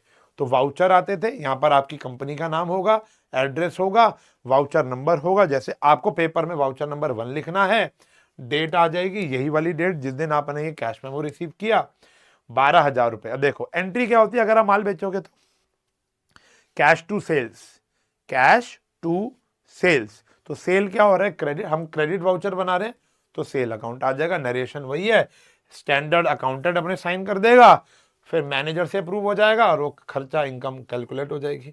अब आजकल ऐसा कोई फिजिकल फॉर्म नहीं होता। अब देखो मैं बहुत बड़ी बड़ी कंपनीज के साथ काम करता हूं। हमारा आशु सर जो है, वो बड़ा जो मेन चैनल है, वहां पर एडवर्टीजमेंट्स भी करते हैं हम लोग, पेड प्रमोशंस करते हैं। तो वहां पर बहुत बड़ी बड़ी कंपनी जैसे लेंसकार्ट, अब पीयूष जी से भी एक आध दो बारी हमारी फोन पे बात हुई है। तो लेंसकार्ट की अगर हम बात करें तो वो सब कुछ टेक्नोलॉजी पे बिलीव करती है। जब हम उनको इनवॉइस बनाकर देते हैं तो उनको कोई भी डिजिटल सिग्नेचर और वो सब नहीं चाहिए। वो कह रहा है आपने इनवॉइस बना दिया, वो इनवॉइस अपने पास लेते हैं और वो पैसा क्लियर कर देते हैं। लेकिन अभी हम लोग दिशा कंपनी के साथ काम कर रहे हैं, दिशा। अब दिशा पब्लिकेशंस जो है उनके साथ तो हमारा, खैर हम उनके लिए पेड प्रमोशन नहीं करते, हमारी तो किताबें वो छापते हैं, तो हमको रॉयल्टी का एक चेक आता है। अब रॉयल्टी का चेक मैंने इस बारी तो बोला था कि मुझे उतनी रॉयल्टी नहीं चाहिए, आप डिस्काउंट्स दे दो बच्चों को, तो अगले साल जैसे विनर सीरीज तुम अगले साल यूज करोगे हमारी, तो अगले साल से मुझे कुछ एक अमाउंट, बहुत मिनिमलिस्टिक सा अमाउंट आना शुरू हो जाता है।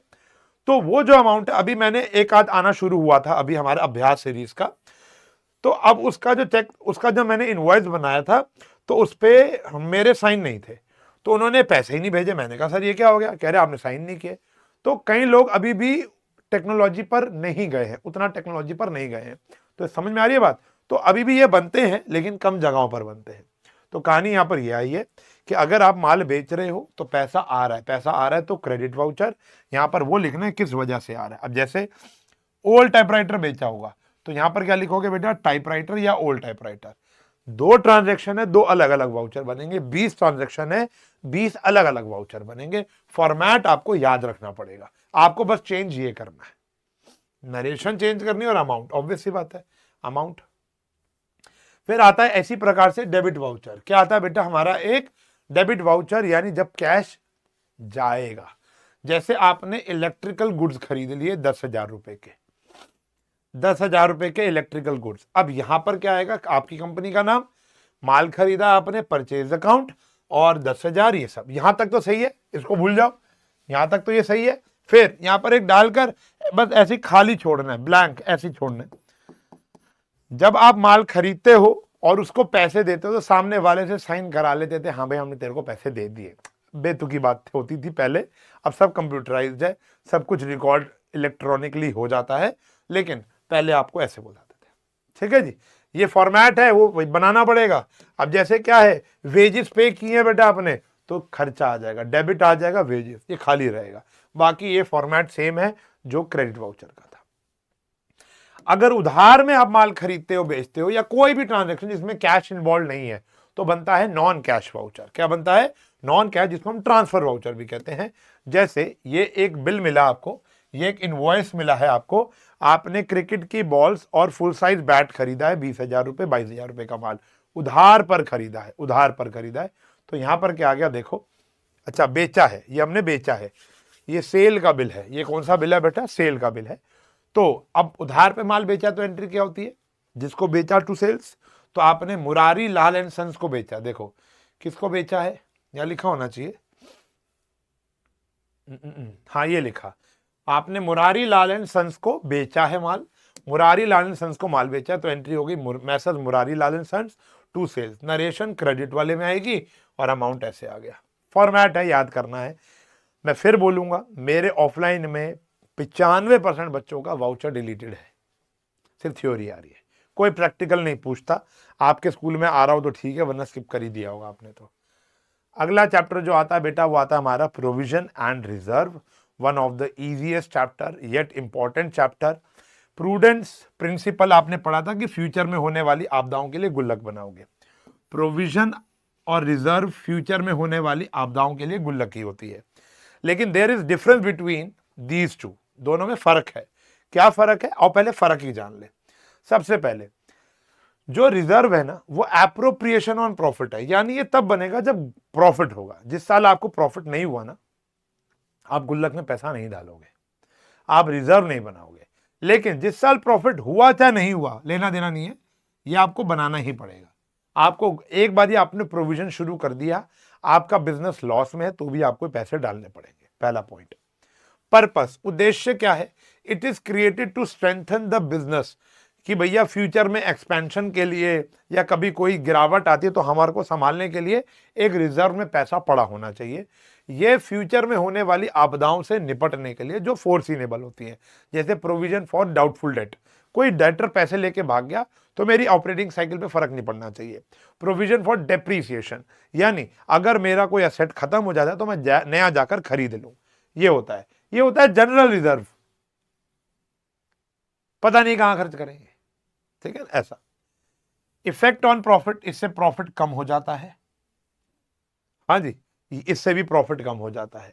लेकिन लेकिन लेकिन लेकिन लेकिन देखो एक्चुअली क्या है ना, अभी आपको ये अकाउंट नहीं पता, एप्रोप्रिएशन अकाउंट, इससे हमारा नेट प्रॉफिट कम नहीं होता क्योंकि प्रॉफिट हुआ ही नहीं। तो इससे हमारा नेट प्रॉफिट तो कम हो जाता है, लेकिन इससे हमारा पीएनएल एप्रोप्रिएशन कम होता है। वो क्या है अभी हम नहीं जान सकते, आप थ्योरेटिकली याद कर लेना। Investment, it may be invested outside the business. मान लो गुल्लक में 1 लाख रुपए इकट्ठा हो गया, रिजर्व का 1 लाख रुपए इकट्ठा हो गया, आपको लग रहा है यार अभी तो इस्तेमाल नहीं होगा, चल मैं कहीं इन्वेस्ट कर देता हूं, वो आप इन्वेस्ट कर सकते हो, लेकिन इसका पैसा आप कहीं इन्वेस्ट नहीं कर सकते, ये गुल्लक में ही पड़ा रहेगा। डिस्ट्रीब्यूशन, अगर ये यूटिलाइज ही नहीं हुआ, मान लो आपने ये बोला था कि भैया 1 लाख रुपए की गुल्लक बना के रखता हूं, कभी फ्यूचर में काम आएगी, फ्यूचर में कभी काम आई ही नहीं, तो आप इसको तोड़कर पार्टनर्स में, मेंबर्स में, मालिकों में डिवाइड कर सकते हो। ये कभी भी डिस्ट्रीब्यूट नहीं हो सकती, ठीक है जी। कंपल्शन, यार ये तो आउट ऑफ प्रॉफिट है, as a matter of prudence है, due to legal requirement. Company के केस में जो कंपनी अकाउंट होते हैं वहां पर जनरल रिजर्व बनाना मैंडेट होता है, बनाना ही बनाना पड़ता है, और ये उतना मैंडेट नहीं होता। देखो अभी ना कुछ ऐसी बातें जो आपने एक्ट के अकॉर्डिंग ढंग से नहीं पढ़ी है, ठीक है ना, तो इसलिए यहां पे पढ़ना पड़ता है। प्रेजेंटेशन, ये बैलेंस शीट में एज अ रिजर्व शो होता है, ये या तो लायबिलिटी साइड होता है या उस पर्टिकुलर जिसके ऊपर प्रोविजन बनाया उसमें से माइनस हो जाता है। जैसे डेटर में से provision for doubtful date, provision for discount on debtor minus होता है, प्रोविजन फॉर डेप्रीसिएशन भी असेट में से माइनस हो जाता है। या आप लायबिलिटी साइड शो करना चाहो शो कर सकते हो, ये हमेशा लायबिलिटी साइड ही शो होगा। ओके, अब जो ये आपके रिजर्व्स होते हैं ना, ये 2-3 प्रकार के होते हैं। एक होता है रेवेन्यू रिजर्व, एक होता है कैपिटल रिजर्व और एक होता है सीक्रेट रिजर्व। ठीक है ना, मतलब एक स्पेसिफिक, नॉन स्पेसिफिक। एक तो हो गया जनरल रिजर्व, जनरल मतलब जनरल। एक हो गया स्पेसिफिक, स्पेसिफिक मतलब जैसे शायद वो देखा होगा तुमने, मुझसे शादी करोगी, मुझसे शादी करोगी जो पिक्चर थी, अब उसके अंदर वो मटकी गुल्लक बना। जब ये चैप्टर मैंने पढ़ाया था ना, मैं फोटो भी लेकर आया था, मुझे याद है, वन शॉट में देखोगे तो उसके अंदर वो मटकी की गुल्लक थी, मटकी की गुल्लक थी, मिट्टी की गुल्लक थी, उसके ऊपर लिखा हुआ था माँ की शादी कैसे होगी। माँ की शादी कैसे कराओगे, ठीक है जी। माँ की आंख के इलाज के लिए था, बहन की पढ़ाई के लिए था, बहन की शादी के लिए था और भगवान के प्रसाद के लिए था। तो 4 गुल्लकें बनाता है वो। तो वो स्पेसिफिक रिजर्व हो गया। स्पेसिफिक मतलब ये पैसा वहीं खर्च होगा। एक होता है जनरल रिजर्व, भाई बढ़ाए जा रहे हैं, देखेंगे कहाँ खर्च करेंगे। जैसे यहां पर आता है रेवेन्यू रिजर्व और कैपिटल रिजर्व, और एक होता है secret reserve, not so important. पहले रेवेन्यू सीख लो। देखो रेवेन्यू रिजर्व वो होता है जो हम रोजमर्रा काम कर रहे हैं। जैसे आपने मुझे पैसे दिए, हजारों लाखों बच्चे हमारा कोर्स खरीदते हैं हर साल, लाखों ही खरीदते हैं। तो कोर्स खरीदते हैं, वो हमारे पास पैसे आते हैं, हम उसमें से खर्चा करते हैं, प्रॉफिट बनता है और उसको हम अगर बचा लेते हैं तो वो होता है हमारा रेवेन्यू रिजर्व। लेकिन मान लो मैं अपना कोई असेट बेच दूं, मान लो ये एसी बेच दिया, एसी बेच के 5,000 मुनाफा आ गया, 5,000 मुनाफा आ गया, उसमें से 1,000 मैंने गुल्लक में डाल दी, ये कैपिटल रिजर्व, क्योंकि ये ट्रांजेक्शन कभी कभी होगी। लैंड बेच दी, इन्वेस्टमेंट बेच दी, कैपिटल प्रॉफिट से आएगा, ठीक है ना। It is created out of profit, it is created out of revenue profit. दोनों में फर्क है। आउट ऑफ प्रॉफिट में बहुत सारी चीजें आती हैं, कमीशन रिसीव भी आ जाता है, मेरा काम नहीं है। रेंट मिल जाता है, मेरा काम नहीं है, ठीक है ना। इंटरेस्ट मिलना मेरा काम नहीं है, मेरा काम तो बच्चों को पढ़ाना है। प्रॉफिट हो जाता है on sale of fixed asset, मेरा काम नहीं है, ठीक है ना। Usage, it can be used to distribute the dividend without any pre condition, मतलब ये मालिक आपस में डिवाइड कर सकते हैं। It can be use for distribution of dividend only if the company satisfy certain. देखो भाई ना, कंपनीज एक्ट अगले साल सीखोगे ना, अगले साल सीखोगे। तो आपको ये बात डिफरेंस याद करना है। कुछ कुछ ऐसी बातें हैं जो अभी हम नहीं बता सकते आपको, बस आपको याद करनी है। ये होता है बस रेवेन्यू प्रॉफिट से, ही होता है कैपिटल प्रॉफिट से। एक होता है सीक्रेट रिजर्व। सीक्रेट रिजर्व क्या होता है कि झूठ मूठ का रिजर्व होता है, इलीगल नहीं होता, लेकिन नहीं करना चाहिए, गलत बात होती है। मान लो आपने एक स्टॉक खरीदा, स्टॉक मतलब माल खरीदा, माल की एक्चुअल प्राइस थी कितनी, 1,000 रुपए, लेकिन आपने सरकार को बताई 10,000 रुपए। तो 9,000 रुपए आपने कहीं ना कहीं रिजर्व करके रखा हुआ है। ओवर वैल्यूएशन है, ओवर वैल्यूएशन है। अब जैसे मैं आजकल पढ़ रहा था कहीं पर, एआई का जमाना है, तो एआई की बड़ी बड़ी कंपनीज है, नाम नहीं लूंगा मैं। ये पहली कंपनी है, ये दूसरी कंपनी है। इस कंपनी को, इस कंपनी का प्रोडक्ट खरीदना है, इस वाली कंपनी को इस वाली कंपनी का प्रोडक्ट खरीदना है, लेकिन इस कंपनी के पास पैसे नहीं है। तो ये वाली कंपनी इस कंपनी की शेयर होल्डर बन जाती है और इसको 1 करोड़ रुपए दे देती है। ये 1 करोड़ रुपए का इससे माल खरीद लेती है। मतलब मैं आपको पैसे दे रहा हूं कि ये लो बेटा 1,000 रुपए और साइंस एंड फन का कोर्स खरीद ले। सोच के देखो, सोच के देखो। अगर मैं आपको ये कह रहा हूं, अभी आपको समझ नहीं आएगी ये गेम क्या है। इससे वैल्यूएशन बढ़ती है, इससे कंपनी की वैल्यूएशन बढ़ती है। बायजूस ने भी एक समय पर ऐसे कुछ किया था। तो कहानी क्या है, आपकी फेक वैल्यूएशन बढ़नी शुरू हो जाएगी। आप जैसे फॉर एग्जांपल, यार सिंपल सी बात है कि आपके पास, मेरे पास कहीं ऐसे स्टाफ है, मुझे पता है कि वो मेरे को झूठ बोलते हैं। अगर मान लेते हैं मैं उनको कहता हूं कि भैया ऐसा करो, कंप्यूटर, अभी फॉर एग्जांपल मैंने उसको बोला भाई जाकर ना स्टेशनरी से एक कैलकुलेटर लेकर आ। तो मैंने उसे भेजा, मैं कहा था कितने का, कहता बाबूजी देखो इसके ऊपर एमआरपी आती है मान लो 800 रुपए, मुझे नहीं पता कितने की आती है। कहता बाबूजी 750 रुपए का था, लेकिन मुझे पता है कि 650 का ही होगा, 100 रुपए इसने अपने लिए रख लिए हैं। पर ठीक है, चलता है, ठीक है ना। मेरे को जाना आना तो नहीं पड़ा ना, ठीक है ना, मेरे को जाना आना तो नहीं पड़ा ना। तो ऐसा तो दिल खोल के काम करना ही पड़ता है। मुझे पता है कि कुछ एम्प्लॉयज मुझसे झूठ बोल के ज्यादा पैसा लेते हैं। ऐसे ही मैं सरकार को झूठ बोलता हूं कि भाई, फॉर एग्जाम्पल, नहीं मैं बोलता नहीं, फॉर एग्जाम्पल कि 1,000 रुपए की चीज मैंने अपनी अकाउंट्स में 10,000 की बता रखी है, तो 9,000 रुपए वो सीक्रेटली मैंने गुल्लक में रख रखे हैं। जैसे मम्मी नहीं बताती पापा को कि सुनो जी इतना खर्चा हो गया, वो 1,000 रुपए जोड़ती रहती हैं चीनी के ड्रम में, तो वो सीक्रेट रिजर्व है यार, और कुछ नहीं है। वो हमारे हर एक घर में, हिंदुस्तान के हर एक घरों में होता है। जैसे अभी वो नोटबंदी हुई थी तो मेरी मम्मी ने बहुत सारे पैसे लाकर मेरे को दिए, कहती है, मैंने कहा ये आए कहाँ से, कहती देख जो तू देता था, जो हमारे घर में खर्च में बच जाते थे वो मैं सेव करती रहती थी। तो ये कहानी है, ठीक है ना, तो ऐसा होता है। ठीक है जी, अब आता है जी GST, goods and service tax, which is very very important theory. इसकी थ्योरी काफी इंपॉर्टेंट रहेगी और इसके मैं प्रैक्टिकल्स भी कराने वाला हूं, प्रैक्टिकल भी कराने वाला हूं। अच्छा, जो प्रैक्टिकल चैप्टर की थ्योरी है वो लास्ट में मैं भी आपको बताता हूं, अभी जीएसटी शुरू करते हैं। देखो सबसे पहले तो इसके कैरेक्टरिस्टिक्स की बात कर लेते हैं। वैसे तो सबको पता होगा, कॉमर्स के बच्चे हो यार, जीएसटी एक कॉम्प्रिहेंसिव इनडायरेक्ट टैक्स होता है। दो प्रकार के टैक्सेस होते हैं, एक डायरेक्ट जो मेरे ऊपर ही लगेगा और मैं इसका बर्डन किसी के ऊपर थोप नहीं सकता, जैसे मेरी इनकम का टैक्स, मेरी प्रॉपर्टी का टैक्स मैं खुद ही पे करूंगा। लेकिन जो जीएसटी सरकार मेरे पे लगाती है वो मैं आपके ऊपर लगा देता हूं। मान लो मैंने मन बनाया था कि मेरा कोर्स होगा 800 रुपए का, लेकिन मैंने उसको 1000 का क्यों किया, क्योंकि मुझे पता है मुझे सरकार को इसमें से 200 रुपए देने पड़ेंगे। तो कहानी यहां पर यह हुई है कि सरकार एंटरटेनमेंट टैक्स लगाती है मूवीज के ऊपर, या जीएसटी लगाती है पर्टिकुलर प्रोडक्ट के ऊपर, और वो प्रोडक्ट महंगा हो जाता है और उसका फाइनल बर्डन कंज्यूमर पे पड़ता है। तो सरकार मुझसे जीएसटी मांगती है, लेकिन वो मैं जीएसटी किससे मांगता हूं, अपने कंज्यूमर से मांगता हूं।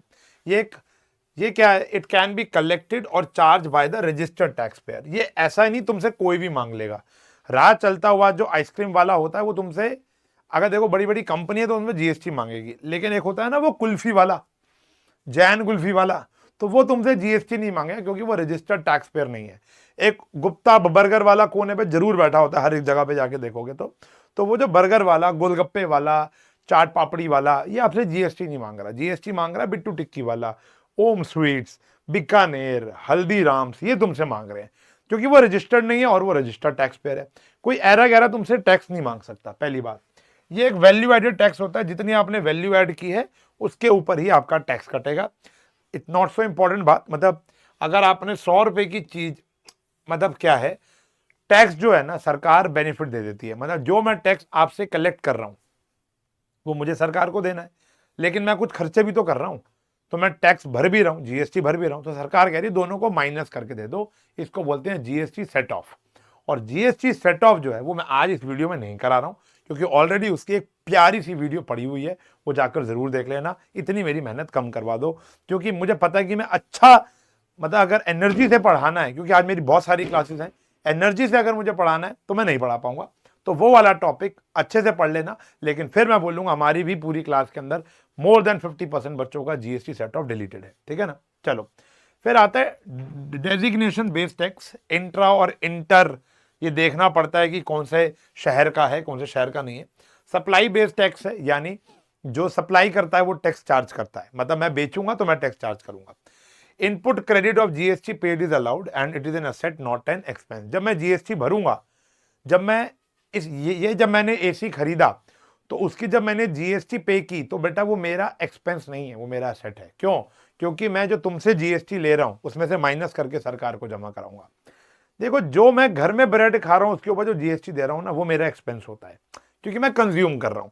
लेकिन एक बिजनेस ओनर के लिए, जो मैं बिजनेस वाला बंदा हूं, मैंने इस कैलकुलेटर को खरीदने में जो जीएसटी भरा होगा ना, वो मेरा एक्सपेंस नहीं होगा।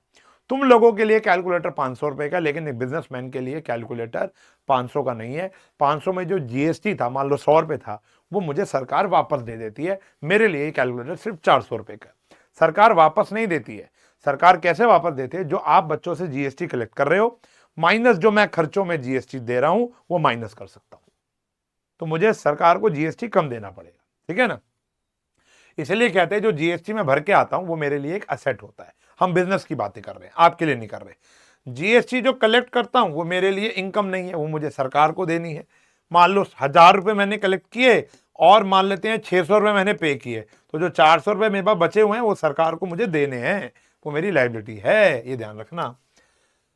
रजिस्ट्रेशन अंडर जीएसटी, किस किस को रजिस्टर करा लेना है? तो दो पार्ट्स में सरकार ने हमारे ज्योग्राफिकल रीजन्स को डिवाइड किया है।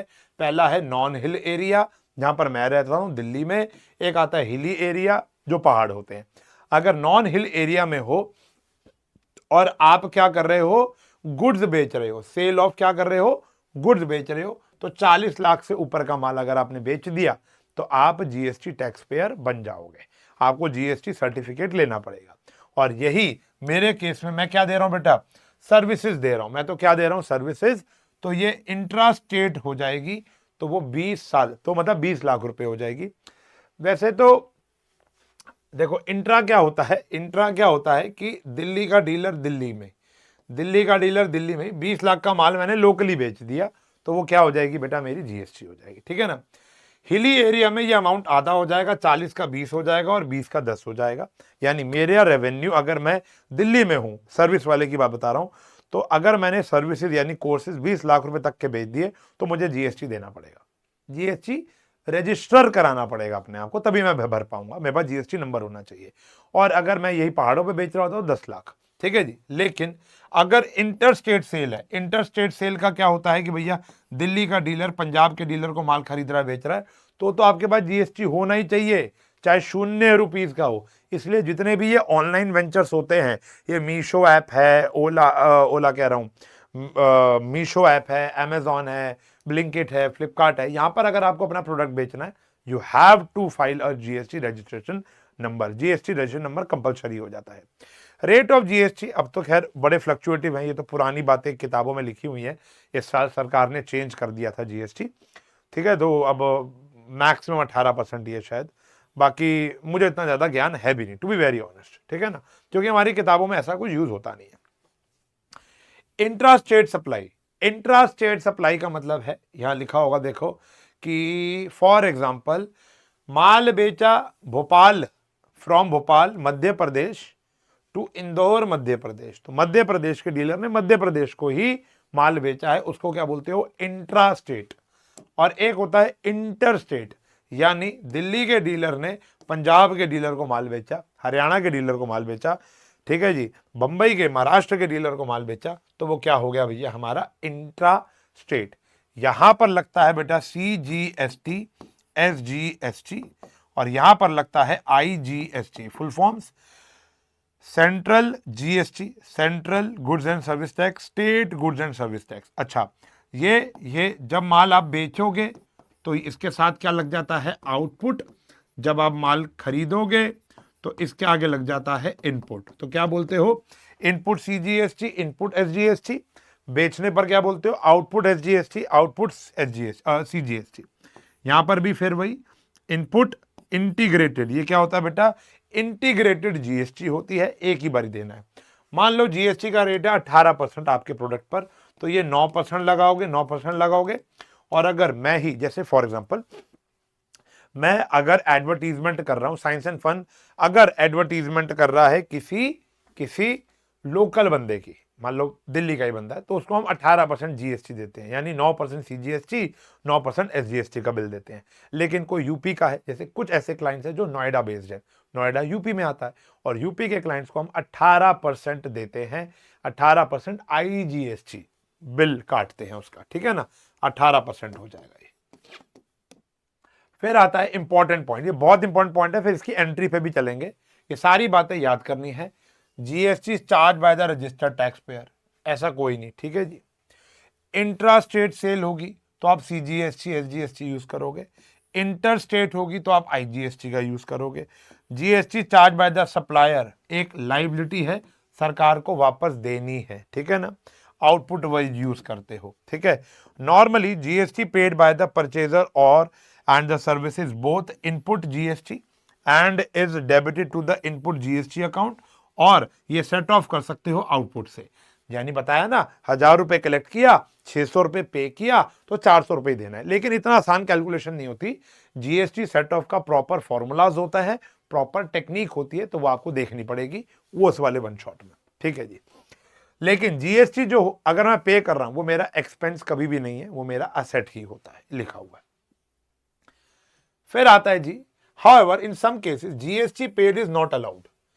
कुछ ऐसे केसेस मेरे साथ भी होते हैं कि मैं जीएसटी को, मेरे लिए खर्चा ही, बिजनेस वाले के लिए भी खर्चा होगा, बिजनेस वाले के लिए भी खर्चा होगा। जैसे अभी ना 1 जनवरी आया था, तो मैं अपनी पूरी टीम को लेकर एक लंच पर गया था। पूरी टीम बहुत बड़ी टीम है, अब वो खर्चा भी बड़ा आता है लंच का, तो वो खर्चा जब वो आया तो उसमें जीएसटी का होता है, वो मैं जीएसटी की रिबेट सेट ऑफ सरकार से नहीं कर सकता। क्यों, यहाँ लिखा हुआ है फूड एंड बेवरेजेस, अगर आपका खर्चा इस पे हो रहा है तो नहीं आ रहा। मैं अपने बिल्डिंग की रिपेयर करा रहा हूँ, रेनोवेशन करा रहा हूँ, नहीं ले पाऊंगा जीएसटी सेट ऑफ। ठीक है जी। मेंबरशिप फी किसी क्लब की, हर्ट, ये देख रहे हो, तो इन सारी की सारी बातों को आपने पढ़ लेना यार। Donation, gift to staff, drawings, purchase of vehicles, इनके ऊपर जीएसटी सेट ऑफ मैं नहीं करा सकता। सरकार ने इसको एग्जेम्प्ट किया हुआ है कि ये आपको खर्चा मानना पड़ेगा, ये आपके लिए असेट नहीं है। GST paid and claim as input is reverse in the following cases. ठीक है जी, देखो सिंपल सी बात है, आपने इनपुट लगाया, अब इनपुट तो क्या होता है, डेबिट होता है। वो क्रेडिट कब हो जाएगा, जब माल या तो वापस आ जाएगा, सेल रिटर्न हो जाएगी, मतलब परचेज क्या हो जाएगी, आपकी रिटर्न हो जाएगी। मैं माल ही खुद ले गया घर पर, परचेज क्या होती है, डेबिट। हर वो एंट्री में जहां परचेज क्रेडिट होती है या परचेज रिटर्न आ जाता है, वहां पर जीएसटी उल्टा हो जाता है। सिंपल सी बात है यार। चैरिटी वाली entry, goods use for personal for preparing, क्या कहते हैं, आपका ऑफिस असेट, बिजनेस के लिए आपने एक फर्नीचर बनाना था, आपने गुड्स का इस्तेमाल कर लिया। Goods used by the proprietor for his personal use. तो इन सारी एंट्रियों में परचेज क्या होता है, क्रेडिट। आग लग जाती थी, loss by fire to purchases, इसमें हमारा जीएसटी रिवर्स हो जाता था। इनपुट का क्या हो जाएगा, इनपुट डेबिट होता है, क्या हो जाएगा, क्रेडिट। और ऐसे ही सेल के केस में भी वो उल्टा हो जाएगा। जब मैंने माल बेचा तो आउटपुट जीएसटी क्या होता है, क्रेडिट, अभी क्या हो जाएगा, वो डेबिट, उल्टा हो जाएगा। किन चीजों के ऊपर जीएसटी नहीं लगाते, ये बेटा पुराना डेटा है, अब चाहे चेंज हो गया होगा। इन सब चीजों के ऊपर आप जीएसटी नहीं लगाते। Salaries and wages, educational services, sir आप हमसे तो जीएसटी लेते हो, लेकिन बेटा ये स्कूल कॉलेज नहीं है। अगर मैं इसको स्कूल और कॉलेज बना दूंगा तो शायद नहीं होगी, ठीक है ना, लेकिन ये एक एजुकेशनल इंस्टीट्यूशन है, तो ये अलग चीज होती है, ठीक है ना। तो इस पे सरकार 18% जीएसटी मांगती है हम लोगों से। इलेक्ट्रिसिटी, वाटर, हेल्थ, ये सारी चीजों पर जीएसटी नहीं लगेगा। लेकिन मैं फिर बोलूंगा, इन सब के ऊपर जीएसटी एग्जेम्प्टेड है, लेकिन फिर मैं बोलूंगा एक बारी, हमें हमें यही लिखना है। ये नई किताब का वर्जन है, पुरानी किताब का वर्जन नहीं है। तो नई किताबों में ये लिखा, अभी आपका पेपर ये चलेगा, अगले साल के बच्चों के लिए शायद चेंज हो जाएगा। जीएसटी जितने भी टैक्सेस होते हैं वो चेंज होते रहते हैं। रिवर्स चार्ज, अब रिवर्स चार्ज क्या होता है, सरकार कहती है कि आपको इन लोगों का जीएसटी उन लोगों को नहीं देना, हमें डायरेक्ट देना है। जैसे वकील होता है, तो मान लो जो मेरे वकील हैं, तो मेरे वकील का जो अमाउंट बनता है, आपको पता है वो कैंडी वाले जो केस चल रहे हैं, ठीक है, तो उनका अमाउंट बनता है, मान लो 20,000 रुपये उनका अमाउंट बना, तो मैंने उनको 20,000 रुपये दे दिया, और 20,000 का 18% मुझे सरकार को जमा कराना है। रेंट भी इसमें आता है। जो प्रॉपर्टी मैंने बिजनेस के लिए ऑक्यूपाई कर रखी है रेंट पे, तो उसका भी जो किराया है, उसके ऊपर जो किराया जा रहा है, वो किराया तो किराया जो मकान मालिक है उसको तो मैं पूरा दे रहा हूं। मान लो 50,000 किराया है, 50,000 दे दिया, अब 50,000 का 18% मैं सरकार को अलग जमा करा रहा हूं। और सरकार ना बहुत अलग कॉम्प्लिकेटेड गेम है, मुझे अगले महीने वापस कर देती है। तो ये रिवर्स चार्ज मैकेनिज्म होता है, ये रिवर्स चार्ज मैकेनिज्म होता है। मैंने उसके बिहाफ पे जमा कराया, वो सरकार को फिर जमा कराएगा और सरकार मुझे वापस देगी। अगर वो सरकार को जमा नहीं कराएगा तो मुझे फंसना पड़ेगा। ये बहुत अलग अलग बातें हैं, आपको पता ही, ये वाला पेपर में नहीं आता, इतनी ज्यादा कॉम्प्लिकेटेड थ्योरी पेपर में नहीं आ रही है। आप फिर भी एक बार रीड कर जाना। जिन जिन बच्चों का प्रैक्टिकल टॉपिक में जीएसटी आ रहा है, मैं उसको बड़ा आसानी समझा देता हूं। आपको एंट्री ऑलरेडी आती है, आपको ऑलरेडी आती है एंट्री, माल बेचने की एंट्री बताओ, Ram to sales, Ram to sales. अब बस आउटपुट क्रेडिट हो जाए। जैसे हमने माल खरीदा है, एंट्री क्या होती है, परचेजेस। मान लो कैश में खरीदा है तो कैश, या संजीव से खरीदा है तो संजीव। एंट्री क्या होनी चाहिए थी, purchases to Sanjeev, purchases to Sanjeev. बस बीच में क्या आ गया भैया, आपका जीएसटी आ गया। जीएसटी लगेगा किस पर, जीएसटी लगेगा किस पर, 40,000 में से 10% माइनस करो। मैं एक पे निकाल के दूंगा, सब पे निकाल लोगे।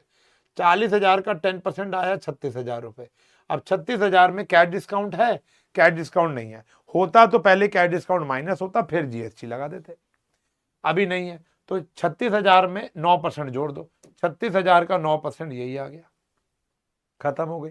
9% 9% लिखा हुआ है, सीजीएसटी एसजीएसटी, तो दोनों आ जाएगा, ठीक है जी। अब यहां पर भी इनपुट डेबिट हो गया, यहां पर भी इनपुट क्या हो गया, डेबिट। कैलकुलेट करना है बस। अब जैसे इस अमाउंट को कैलकुलेट कैसे किया होगा, वही पहले आपने ट्रेड डिस्काउंट माइनस किया होगा, फिर आपने कैश डिस्काउंट माइनस किया होगा, ट्रेड माइनस कैश अमाउंट आ गया, ठीक है ना। थोड़ा और डिटेल में पढ़ना है तो पुराना वन शॉट पड़ा हुआ है बेटा, वहां पर जाकर देख सकते हो। अब आप ये मत सोचना कि सर बार बार तो आप वही वन शॉट पे जा रहे हो, आप ये क्यों बना रहे हो। बेटा ये रिवीजन करने के लिए है, जिनको आता है वो रिवाइज कर लेंगे, ठीक है ना। थ्योरी एक ऐसा गेम है जो सुननी ही पूरी पड़ेगी, लेकिन अगर आपने ऑलरेडी एक बार पढ़ रखा है तो आपको समझ में आ रहा होगा मैं क्या बोल रहा हूं।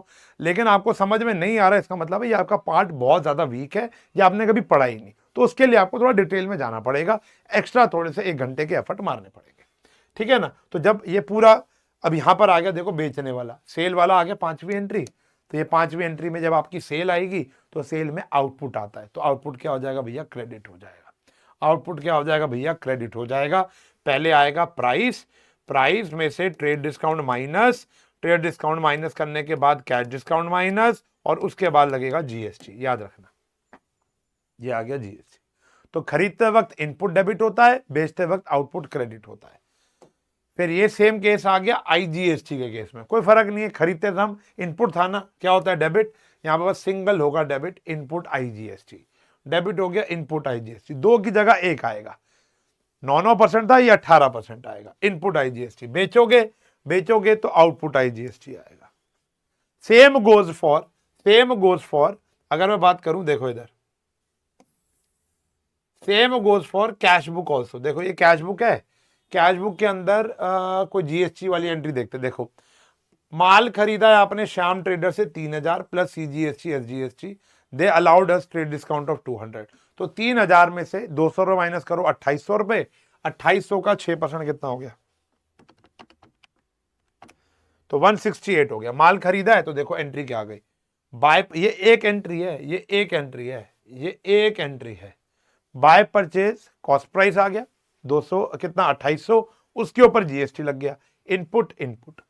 माल बेचोगे तो क्या आएगा बेटा यहां पर, आउटपुट। जैसे आपने फर्नीचर बेचा होगा, फर्नीचर बेचा है तो आपको जीएसटी मिला, ठीक है जी, माल खरीदा है तो आपको जीएसटी मिला, बाकी सब सेम चल रहा है और कुछ है ही नहीं, पूरा क्वेश्चन बाकी सेम है, बस ये 2 एंट्रियों को छोड़कर, जैसा आप कैश बुक करते थे। Same goes for other books also, same goes for other books also. ये परचेज बुक आ गई, परचेज बुक आ गई, माल खरीदा आपने, इनवॉइस आ गया, ये आ गया, टोटल कितना आ गया 7000, ट्रेड डिस्काउंट आ गया 6300, 6300 के ऊपर क्या लगाओगे आप, जीएसटी कितना 6%, 6% ये लग गया, 378, 378 cost price GST, GST total. ये फॉर्मेट बताया था ना, कैरिएज कार्टेज फ्रेट, तो यहां पर क्या आ जाएगा, इनपुट सीजीएसटी इनपुट एसजीएसटी, तो ये आ गया कॉस्ट प्राइस, ये आ गया जीएसटी, ये भी आ गया जीएसटी, यहां आ गया टोटल। ऐसे ही 25 हीटर खरीदे 800 रुपए के, 15 क्रम्पटन फैन खरीदे इतने के, 44,000 हो गया, ट्रेड डिस्काउंट आ गया 39,600 में क्या लगा दिया, आईजीएसटी 12%, एक ही टैक्स लग गया, तो यहां पर आ गया कॉस्ट प्राइस और आईजीएसटी के कॉलम में आईजीएसटी चला गया, टोटल आ गया। तो ये ऑलरेडी सीखा हुआ काम है भाई, कुछ नया है ही नहीं इसके अंदर, कुछ नया है ही नहीं इसके अंदर, खत्म हो गया। सेम ऐसे ही सेल बुक के अंदर आ जाएगा, सेम ऐसी सेल, बस इनपुट की जगह क्या आ गया भैया, आउटपुट आ गया। प्रैक्टिस करनी है, जीएसटी आ रहा है तो प्रैक्टिस करनी है, नहीं आ रहा तो नहीं करनी है, सिंपल सा, ये बड़ा सब्जेक्टिव चीज है। आ रहा है तो जीएसटी टाइप कर दो, GST goods and service tax by Ushank sir, आपको मिल जाएगा लेक्चर, बहुत प्यारा सा लेक्चर मिलेगा आपको, सेट ऑफ भी आ जाएगा, सेट ऑफ का अलग बना रखा है, सेट ऑफ जीएसटी का अलग बना रखा है, प्रैक्टिकल जीएसटी थ्योरी का अलग बना रखा है, 2 अलग अलग लेक्चर्स बना रखे हैं, प्रॉपर डिटेल लेक्चर है, ठीक है ना। सारे के सारे जीएसटी के सेट ऑफ के क्वेश्चन करा रखे हैं टीएस गरेवाल के। तो कहानी यहां पर ये मेरे प्यारे बच्चों, ये बहुत मुश्किल नहीं है काम, ये ऑलरेडी सीखा हुआ है, बस ध्यान रखना इनपुट डेबिट होता है, आउटपुट क्रेडिट होता है। हाँ जब उल्टा हो जाए, बेचा हुआ माल वापस आ जाए तो आउटपुट क्रेडिट था, अब क्या करना पड़ेगा, डेबिट करना पड़ेगा। Paid cash to lawyer, lawyer को पैसा पे किया तो लीगल फीस टू कैश हो गया, और फिर उसी जैसे फॉर एग्जांपल लॉयर को आपने पैसा पे किया, लॉयर को, देखो मैं क्वेश्चन लाया हूं वाला, देखो मैं क्वेश्चन लाया हूं वाला, वकील वाला, कमीशन रिसीव्ड है, वकील वाला नहीं है, वकील वाला नहीं है तो उल्टे वाला ही है, ठीक है ना। अब देखो अगर लॉयर को पैसा पे किया 20,000 रुपए, तो एंट्री हो जाएगी लीगल चार्जेस टू कैश, मान लो पे किया 20,000 रुपए, और 20,000 का मान लो 18% दे रखा है 3600 रुपए, तो ये अलग से पे करना पड़ेगा, अलग से पे करना पड़ेगा, क्या भैया क्या पे करना पड़ेगा, गवर्नमेंट को कैश पे करना पड़ेगा, सरकार को आपको टैक्स पे करना पड़ेगा। तो यहां पर इनपुट होगा ना, इनपुट, इनपुट जो भी होगा CGST, SGST, IGST to bank, ये सरकार को आपको डायरेक्ट पे करना पड़ेगा 3600 रुपए।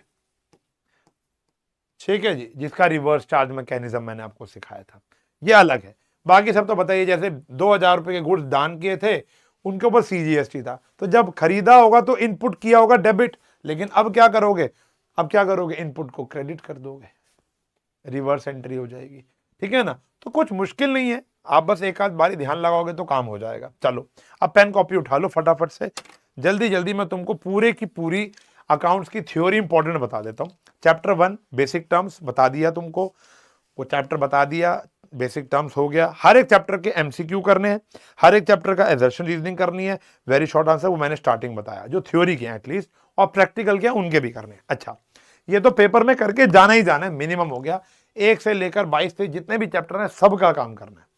फिर पहला प्रैक्टिकल चैप्टर आता है अकाउंटिंग इक्वेशन, इसमें कोई थ्योरी नहीं है इंपॉर्टेंट। हाँ, एक ऐसा क्वेश्चन इंपॉर्टेंट है कि भैया ये एंट्री दे रखी है, मतलब एक एग्जांपल बताओ, एक ऐसी एंट्री बताओ जिसमें एक असेट बढ़ेगा और एक असेट कम होगा, बता दोगे, यही थ्योरी आएगी और कुछ नहीं है। इसके बाद जो चैप्टर आता है रूल्स ऑफ डेबिट क्रेडिट, पूरा बता दिया। जर्नल में थ्योरी आती है कि भैया सबसे पहली प्राइमरी बुक कौन सी होती है ये बता दो, जर्नल के फीचर एडवांटेजेस, ये सब बेकारी चीजें नहीं आती। ठीक है नहीं, एक थ्योरी क्वेश्चन मैंने कभी देखा था, व्हाट इज कंपाउंड एंट्रीज, ठीक है जी, व्हाट इज ओपनिंग एंट्री, बस यही होता है और कुछ भी नहीं है। तो जर्नल के अंदर थ्योरी भूल जाओ, पेपर में बहुत ज्यादा नहीं पूछी जाती, लेजर के अंदर थ्योरी नहीं पूछी जाती, एडवांटेजेस वगैरह बहुत ही रेयर होते हैं। हाँ, व्हाट इज वो name the book of original entry, comment बताना जवाब, ऐसे वैसे क्वेश्चन जर्नल और लेजर से पूछे जाते हैं। कैश बुक में पेटी कैश बुक की थ्योरी पूछी जाती है, पेटी कैश बुक की थ्योरी बड़ी इंपॉर्टेंट है, लिख लेना। अदर बुक्स के अंदर कोई थ्योरी नहीं है। अदर बुक्स के अगर थोड़ा बहुत बाहर आऊं, फिर अदर बुक्स हो गया, ट्रायल बैलेंस की कोई थ्योरी नहीं अच्छी। उसके बाद आते हैं हम डेप्रीसिएशन में, वो 3 शब्द, डिप्लीशन, अमोर्टाइजेशन और डेप्रीसिएशन, ये 3 शब्द बड़े इंपॉर्टेंट है, ये कर लेना। डेप्रीसिएशन का एक छोटा सा क्वेश्चन जरूर पूछा जाएगा, पूछा जाता है कि भैया डेप्रीसिएशन का अमाउंट बताओ ऑफ द करंट ईयर, चाहे वो SLM का हो चाहे WDP का हो, छोटा सा क्वेश्चन आएगा। रेक्टिफिकेशन में व्हाट इज सस्पेंस अकाउंट, बहुत इंपॉर्टेंट थ्योरी है कि सस्पेंस अकाउंट क्या होता है, थ्योरेटिकली पूछता है रेक्टिफिकेशन में। या टाइप्स ऑफ एरर, वो आपको 2-4 एरर दे देगा, आपको बाइफरकेट करना होगा कि ये कॉम्पनसेटिंग एरर है, एरर ऑफ ओमिशन है, एरर ऑफ प्रिंसिपल है या एरर ऑफ कमीशन है, ये 4 प्रकार के एरर्स होते हैं। फिर रेक्टिफिकेशन हो गया, ये हो गया, कैश बुक हो गया, अदर बुक हो गया। बैंक रिकंसाइलेशन स्टेटमेंट की अगर बात करूं तो इसकी थ्योरी एक बार पढ़ लेना, मैंने कभी ज्यादा देखी नहीं है इसकी थ्योरी, कम ही पूछते हैं। फाइनल अकाउंट्स में थ्योरी पूछते हैं, फाइनल अकाउंट्स में व्हाट इज एडजस्टेड परचेज, ये थ्योरी मैंने बहुत ज्यादा बारी देखी है। फाइनल अकाउंट्स के अंदर डायरेक्ट और इनडायरेक्ट एक्सपेंसेस के बीच में डिफरेंस पूछते हुए देखा है मैंने। और GP वाले क्वेश्चन, अच्छा एक ऑपरेटिंग प्रॉफिट वाले जो क्वेश्चन है उसके लिए मैंने एक वन शॉट बनाया हुआ था, अब बोलो फिर वन शॉट की बात कर रहा है, उसके अंदर मैंने एक प्रॉपर लेक्चर बनाया था कि इसको देखे बिना पेपर में मत जाना, ठीक है ना, do not sit in exam before watching this lecture, वो ऑपरेटिंग प्रॉफिट है। बाकी अभी मैं MCQ सेशन लेकर आऊंगा तो उसके अंदर भी करा दूंगा। अच्छा जी, और एक सेकेंड, ऑपरेटिंग प्रॉफिट हो गया, ये हो गया। फाइनल अकाउंट्स में, हाँ मैंने कल बताया था छोटी छोटी एडजस्टमेंट पूछते हैं आपसे कि भैया इस एडजस्टमेंट का ट्रीटमेंट या क्लोजिंग एंट्री बता दो।